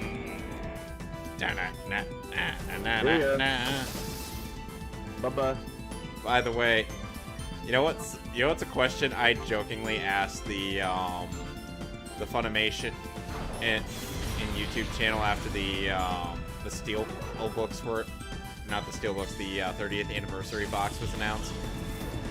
What? I asked, okay, 1, does it come with the Falconer score? And 2, can it run Crisis? I don't know why you jokingly ask if it comes with a Falconer score. That's a definitive. No. The joke part. No. The joke part is can it run Crisis? That doesn't. What? I don't even get the joke. You've never heard of that meme? No. Oh, good lord. Doesn't run Crisis. It would have made more sense if you ask if it runs Doom. A toaster can run Doom. Yeah, that's the joke. It runs on everything. The Crisis, on the other hand, I don't get the joke. Because Crisis can't be run on anything. No matter Isn't it how... kind of funnier to play one game on everything than it is to have one game play on nothing? It's a funnier joke, and it kind of makes more sense. There's a guy who managed to play Doom on a pregnancy test, after all. Yeah, there was footage of it. There was a guy who hacked an electronic... You're not bullshitting. I'm not bullshitting. There's footage of a guy that hacked an electronic pregnancy test, and he managed to get Doom running on it, and showed himself playing it too. You're sure. Look it up. You know what? No, I'll do it. I got it. Oh, God. Okay, now, ladies. We're gonna bring this down for a few seconds. Oh, there you go. The moment I put in P, it immediately shows it's the Doom pregnancy test video. Alright, let me just post it here in the broadcast chat. And boom, there you go. It's pregnancy test Doom. By the and way, the guy was able to play it using a damn BlackBerry pad. what the hell?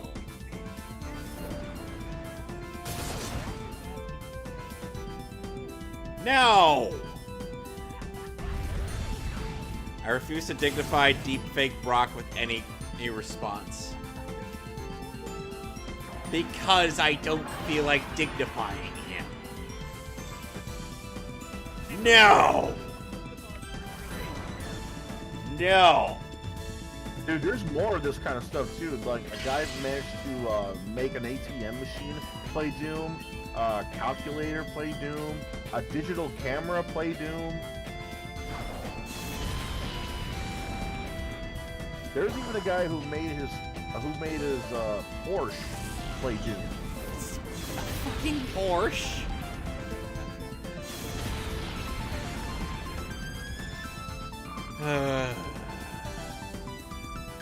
I wonder if my cat could play Doom.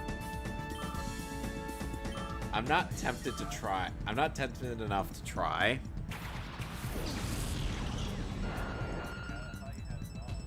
Yeah, I have a cat too. My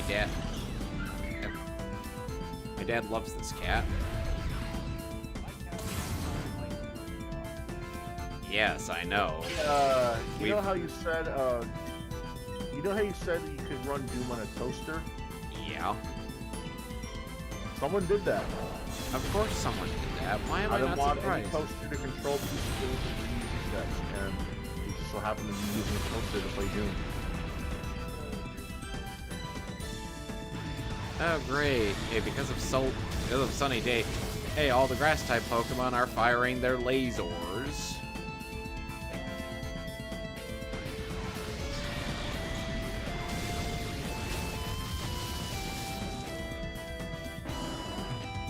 So, Until they got rid of Cookie. Well, until they got rid of Cookie Monster, and then they brought him back. You guys are Nazis, man. I'm sure you saw that famous video. Yeah. Oh, from Family Guy. yeah. Yes, back when the Cookie Monster ended up in rehab.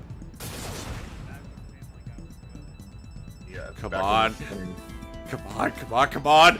Go away! Fuck him, man. Jesus Christ, that guy likes to overanalyze any Family Guy episode. Oh, dude, I just realized we got a mix of very, very something episodes of Death Battle.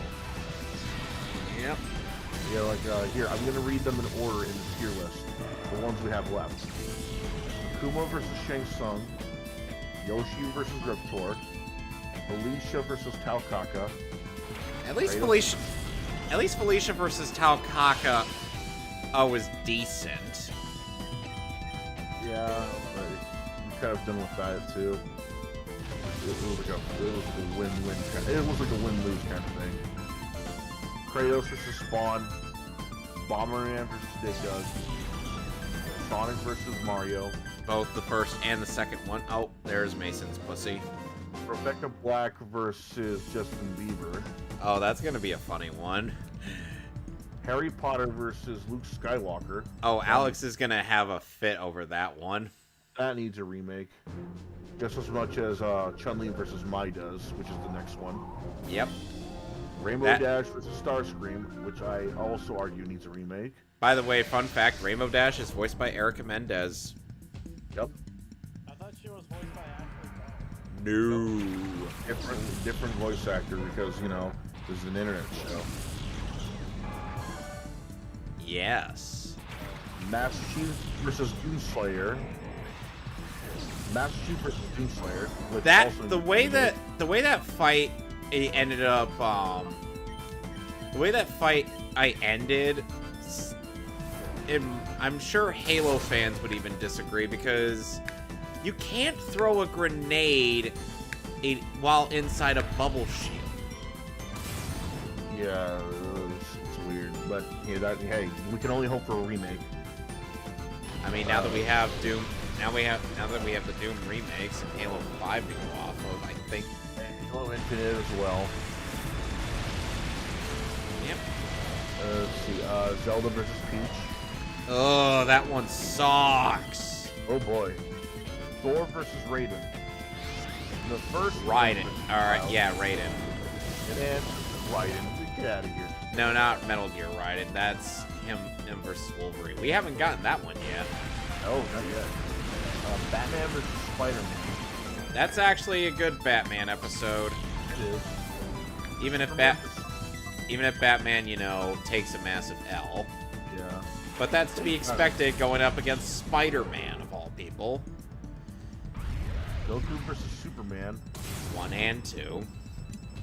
He-Man versus Lion-O. We got Shao Kahn versus, Bison. which is the good Shao Kahn episode. The only one so far. Strider Kiryu versus Ryo Hayabusa. That one's really good. It is. Black Orchid versus Ivy. Underrated. Oh, that's a win-win for everybody involved. Let's see. Fox the Cloud versus Captain Bucky O'Hare. Bucky! Captain Bucky O'Hare!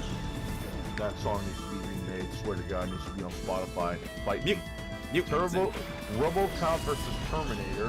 One of the best ones. Fight me. Holy shit! Give me your guns and your claws and your motorcycle. Oh, hey, buddy, it's not really my thing. I love how Curtis Ardot just voices that random dude in the bike shop. Luigi versus Tails. That one was weird. I mean, it made sense, but the fight itself was odd. Yeah, that's why it was weird. Like, I get the outcome of the fight, but not exactly the fight itself. That's kind of what that's part of why and it's kind of weird how Goku versus Superman invokes the opposite reaction. I feel like And- if they remade this, I wouldn't mind it. I wouldn't mind it if they do, right? Because Gizmo. Oh, it's like first it's like we have it's like Goku versus Superman, and it's like the fight itself is really good, but the analysis has some holes in it. Aww. Battle Royale of the first generation Pokemon starters. Charizard, Blastoise, And Venusaur. Venusaur. Venusaur, it was an interesting matchup, and I do understand the fact that Blastoise ended up winning at the end. Since, you know, oh, that is actually a really strong starter. No. Fulgor versus Sector. Fulgor versus Sector. Then we have the Godzilla versus Gamera battle. I just realized we still got a huge chunk of season 2 to get through. Tiger Zord versus Epion. Oh, that one sucks. Looking they massacred my ranger. I gotta agree with Alex. That one sucked. Especially the voice, Weird. especially the voice acting on Zex's part. Cause seriously, that's the best they could get. Some vlogger guy who's not even a voice actor. Always said, man, look for the voice actors that are famous on YouTube, man, and then that are. Don't just get random schmucks off the street that can't even make a good accent. I mean, at the very least, with Voltron versus Power Rangers, you can make an argument that it was at least intentional, but with this, no. No, you can't. Even Chris Niosi gave a shit when playing Tommy. Krewe versus Scorpion. Oh, that one was lame. Oh, it was the most okayest Street Fighter versus Mortal Kombat fight I've ever seen. Oh God, the Electro turned into a Michael Bay explosion. Kirby versus Boo. That one. I can live with that. I can live with the results. Yeah, it's like. They were just treating Kirby like a punching bag, though. Yeah. Like, okay, I get it, he's small, but it doesn't mean he's not tough. I mean, Yeah. holy crap. Soul Bad Guy versus Ragna. Ragna. Oh God, I hate that battle so much. That one sucks. Nobody knows. Who knows? The amount of research failure on the Blaze Blue characters in that analysis was so bad. Like all you have to do is do a quick Google search on anything related to Blaze Blue lore, and there you go. The saving grace of that episode was that guy joke. Yeah, that was funny. That man. That man. Who are they looking at, Liz? His name is THAT space MAN. Well, FUCK space YOU. I'm out. Oh, I love that bit.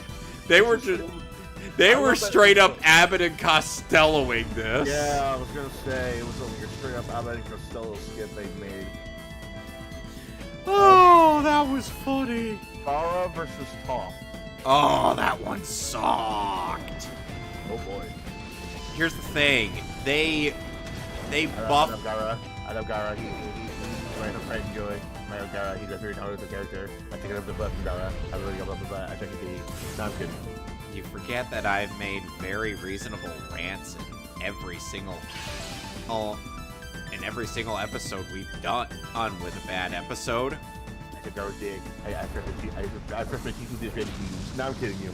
I get it, man. You have a problem with a lot of Naruto episodes when it comes to Death Battle. And the thing is, it's like the ones that Naruto should take the win, and which are Toph versus Gara and Sasuke versus Hiei. I'm like, no, this is stupid. Even if I don't like Sasuke, I still think this was a dumb idea, having Hiei somehow win this fight. Ay. And of course, it's like oh, they'll somehow take like the Ultimate Ninja Storm games as actual feats of strength and whatnot. I'm like, if Kishimoto or whoever's doing the Bolt manga didn't put it on paper and whatnot, it didn't happen. That's how it is. I'm not saying that because I'm mad at certain things when they use the game stuff. The games tend to exaggerate things. You know what I mean? Sure. Because it's like... Guts versus Nightmare. Oh, that one was decent. Loved it. Yeah, that one had, like...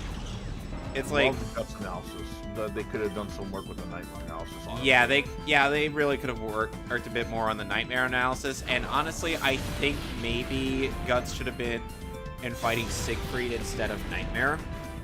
That would have made more thematic sense. Sure. Themes are kind of what influences my choice is for like the stuff that like Yeah, I versus suggest. matches have to have some sort of thematic element. They have to have a reason why it fits. You know, bad versus good.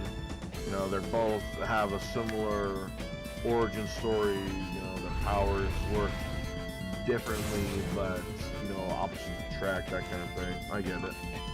2 steps forward, I take 2 steps back. We come together. Luther. Oh, that one was pretty neat. Lex cannot take a win in it all in these death battles. Also, Get one soon. I did get to meet Chuck Huber and got him to sign my Iron Man 4K, since he did play a Tony at some point in his life. You can't say that he didn't. Solid Snake versus Sam Fisher.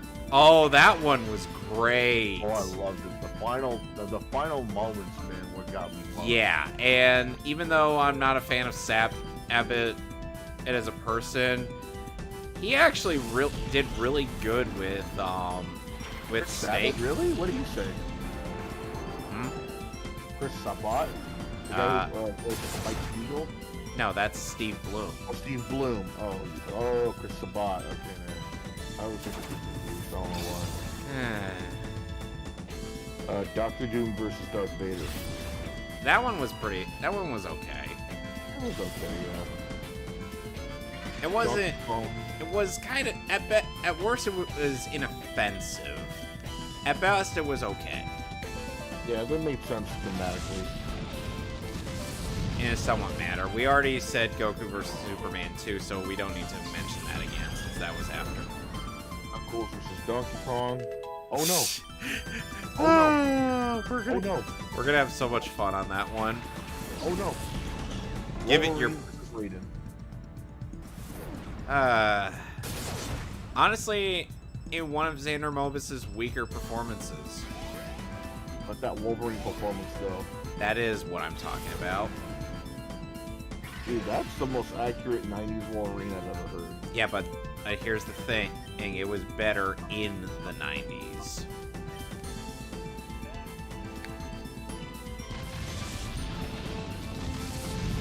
Like, this is one of those, like, I get it, but at the same time, maybe he could have gone for a bit more consistency, because he was using, like, a voice that sounded too similar to either Steve Bloom or Cal Dodd, but couldn't just make up his mind with the grunts.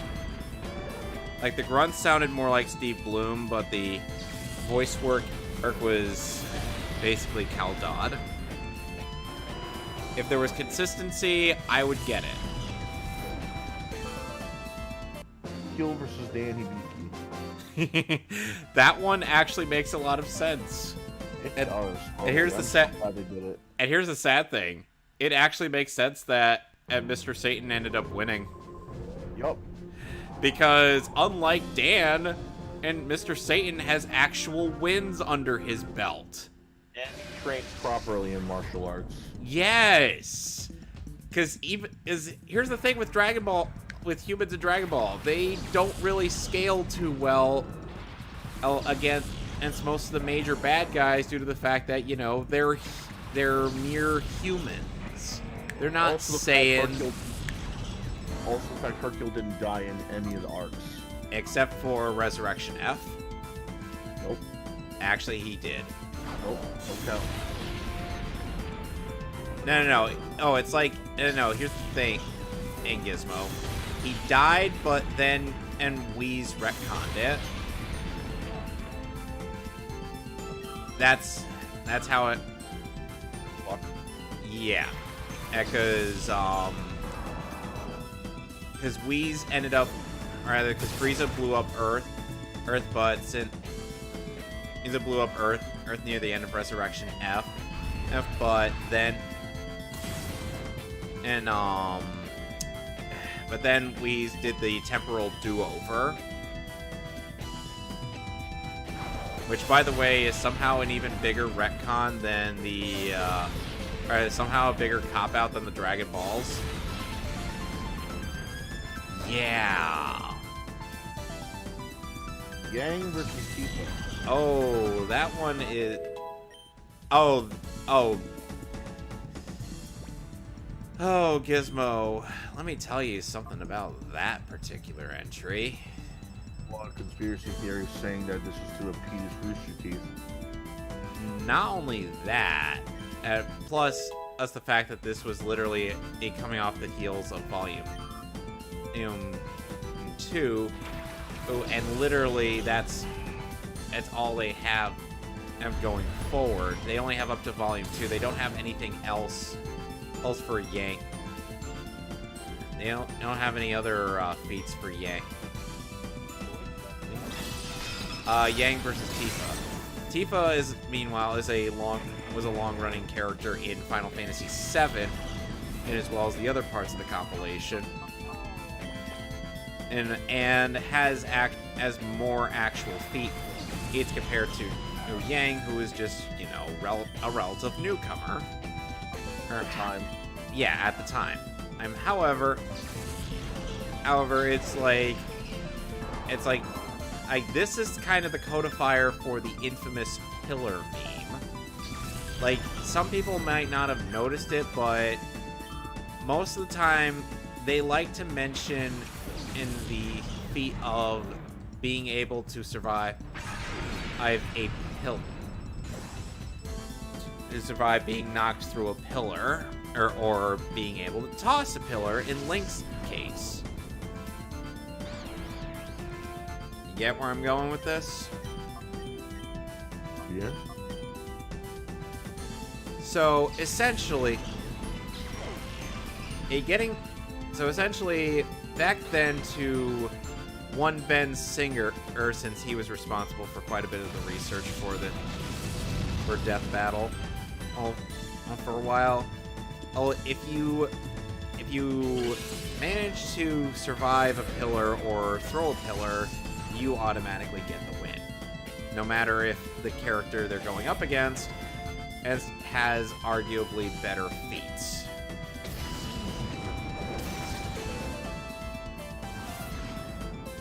So yeah. Anyway, next up is, I believe, Mega Man versus Astro Boy. Oh yeah, that's one of the best episodes. You know, the weird thing is that, and it's weird how Astro Boy was once known as, I believe, the Mighty Atom in Japan. Yes. And then, of course, they had to kind of, like change that in the US version because it seems a bit, I don't know, reasons, maybe? I think they name Astro Boy better than the Mighty Atom. It's weird how mean Astro Boy's creator was in the OG stuff. But then he got better as time went on. And then, of course, it's like they had an American CGI animated one, and I'm like, was it good or was it bad? I don't know. The Astro Boy movie? I actually thought it was pretty good. Yeah, that's the thing. It's like, I don't know whether or not it was good, because people sometimes say it's good, other people say it's bad. I don't know. I watched, like, the 2000s reboot Astro Boy anime. Oh yeah, that was a good one. Yeah, that was a pretty okay one. Let's see, Crawdon and Magneton. Magnets, how do they work? Green Arrow versus Hawkeye. That was an interesting It really in-depth was. battle. The analysis, this was like one of the better analysis ones, though. Yeah, and at the very least, it makes sense that Hawkeye's the one to win. And since, you know, he actually had... Since his bow is is arguably more difficult to pull. On top of also him being able to fire that thing like a goddamn machine gun. Oh, and also adamantium tipped arrows beats diamond tips. Oh, great. This trainer has a fucking Shedinja. Bowser versus Ganondorf. Oh, that one's lame. That one was very underwhelming. Why is Ganondorf's 2 death battles so lame? Boy, that's talking shit about Dracula versus Ganondorf. I mean, that one was okay, but it wasn't anything to write home about. It was everything to write home about. It was a lot better than Bowser. I'm not gonna argue against that. It's just I'm saying there are a lot better that they could have done with those. Fighting words, but I can see where you're going from. Jack and Daxter versus Ratchet and Clank. Oh, very good. Yeah, that was pretty okay. Handled it well, though, you know, I would have liked it if they didn't extend Ratchet's wrench like that. It looks really out of fucking place. Yeah, it looks a little jank there. It does. Really wish they had more time showing Daxter and Clank trying to beat the shit out of each other. Yeah, that would have been neat. Flash versus Quicksilver. It was one of the best at the time. Now, Yeah, and here's the funny thing.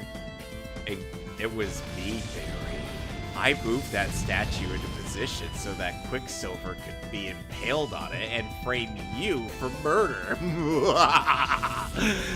Eobard Thawne, out!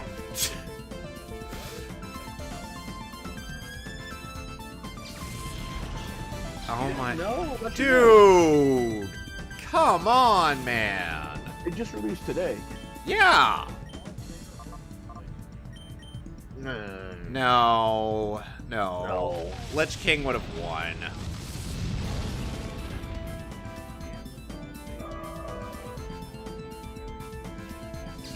Yeah, but here's the thing. But Ain't- I hear a lot of people. Yeah, but I hear a lot of people bitching that the lightsaber should have cut his sword. There are both young apprentices that got tempted successfully by evil forces because they thought that they could save people or something. Warfare and listening are very different. Oh, now I gotta face the last challenge in Mount Battle, and then I'll finally be done with this game. On this slot, I will be playing the sequel, Pokemon XD Gale of Darkness. Speaking of GameCube games, I'm almost done with mine. Oh, you should. It's good. By the way, the only way to get Ho-Oh in this game is to purify all the Shadow Pokemon, unclear all the Colosseum battles in Battle Mode, as well as the Mount Battle Challenge, and then you will get an Ho-Oh. All right, time to. Joker versus Sweet Tooth. Yes. That one was a bit strange. I love the guy they got to do the Joker's voice in that one. I appreciate it. Yeah, we already talked about that. Yep. We even had a moment, like a small moment of silence. Yep.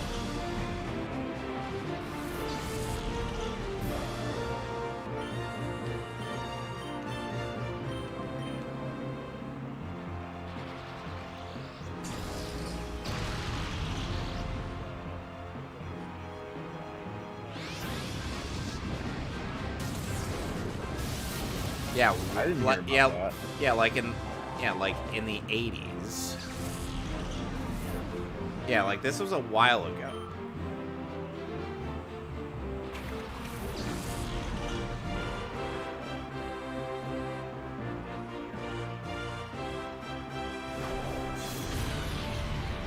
no, my Feraligatr that's very durable. Oh, took an earthquake to the face. Whatever shall he do? You gotta.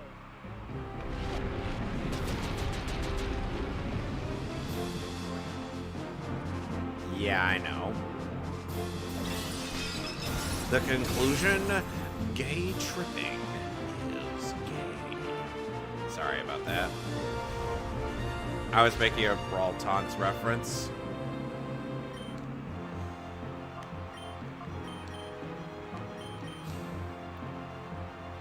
Like, you've seen that skit of Brawl Taunts, right?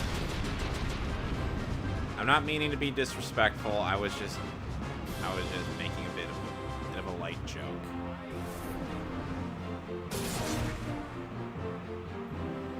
So if anyone's gonna tell me that I'm homophobic, I'm like, yeah. Why don't you actually try to tell that to me? Tell that to me in person instead of clicking away on your keyboards.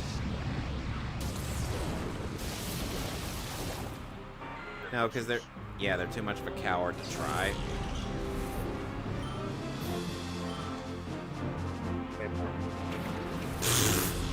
He wouldn't.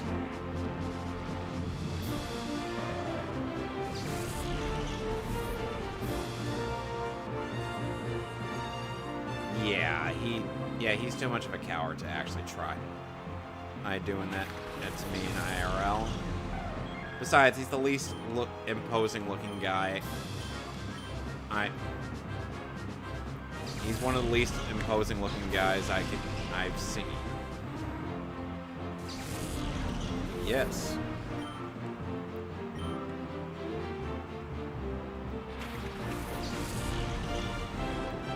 What do you mean?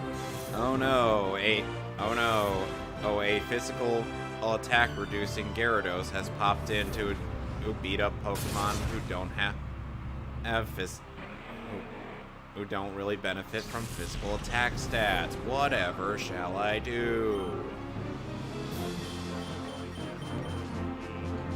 Yes, exactly.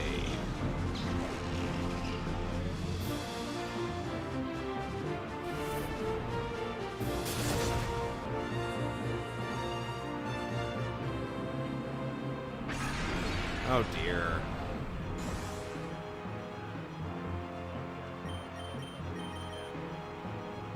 Oh, thank God I'm still faster. Suck it, Gyarados.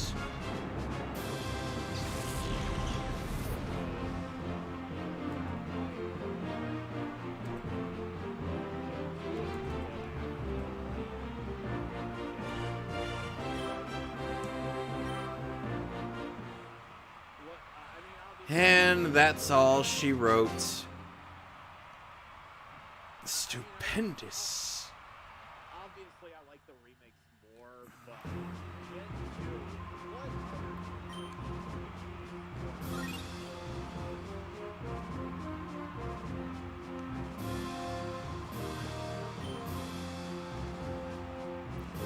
Alright, Abra, teleport me back. that's why Gen 3.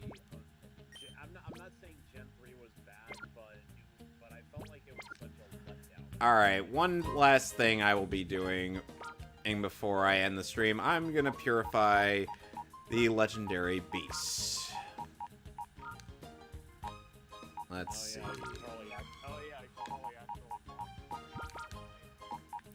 Nah, it's almost done. If only to hear my cringy voice. Let's see.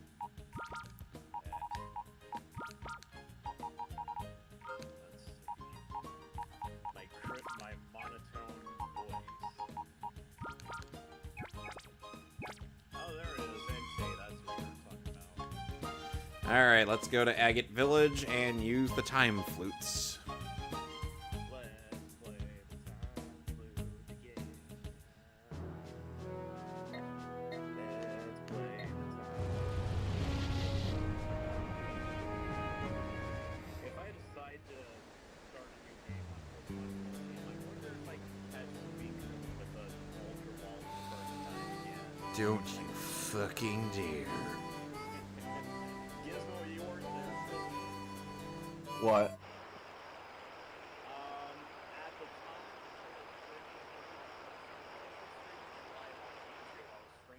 Discord. Because, Kevin, sometimes Kevin, Joseph, and Alex and I like to have fun. And that's what we did. Back when the ISWV server was new and fresh.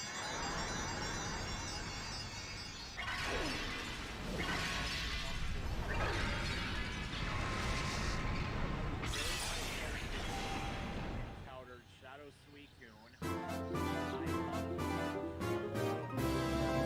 And that really pissed Kevin off because on Pokemon Crystal, Kevin would keep failing to catch the Suicune. Yeah. So, I'm sure if he had Ultra Balls at the time, he would probably have the Well, anyway. Okay, so the Time Flute, it is a one-use only item. And there are 3 of them in the game. And you use them, that instantly purifies Shadow Pokemon. It's much better to purify the legendary beasts since they take quite a while. Oh. Yeah, they take the most time. Yep. Aside from Tyranitar and Metagross.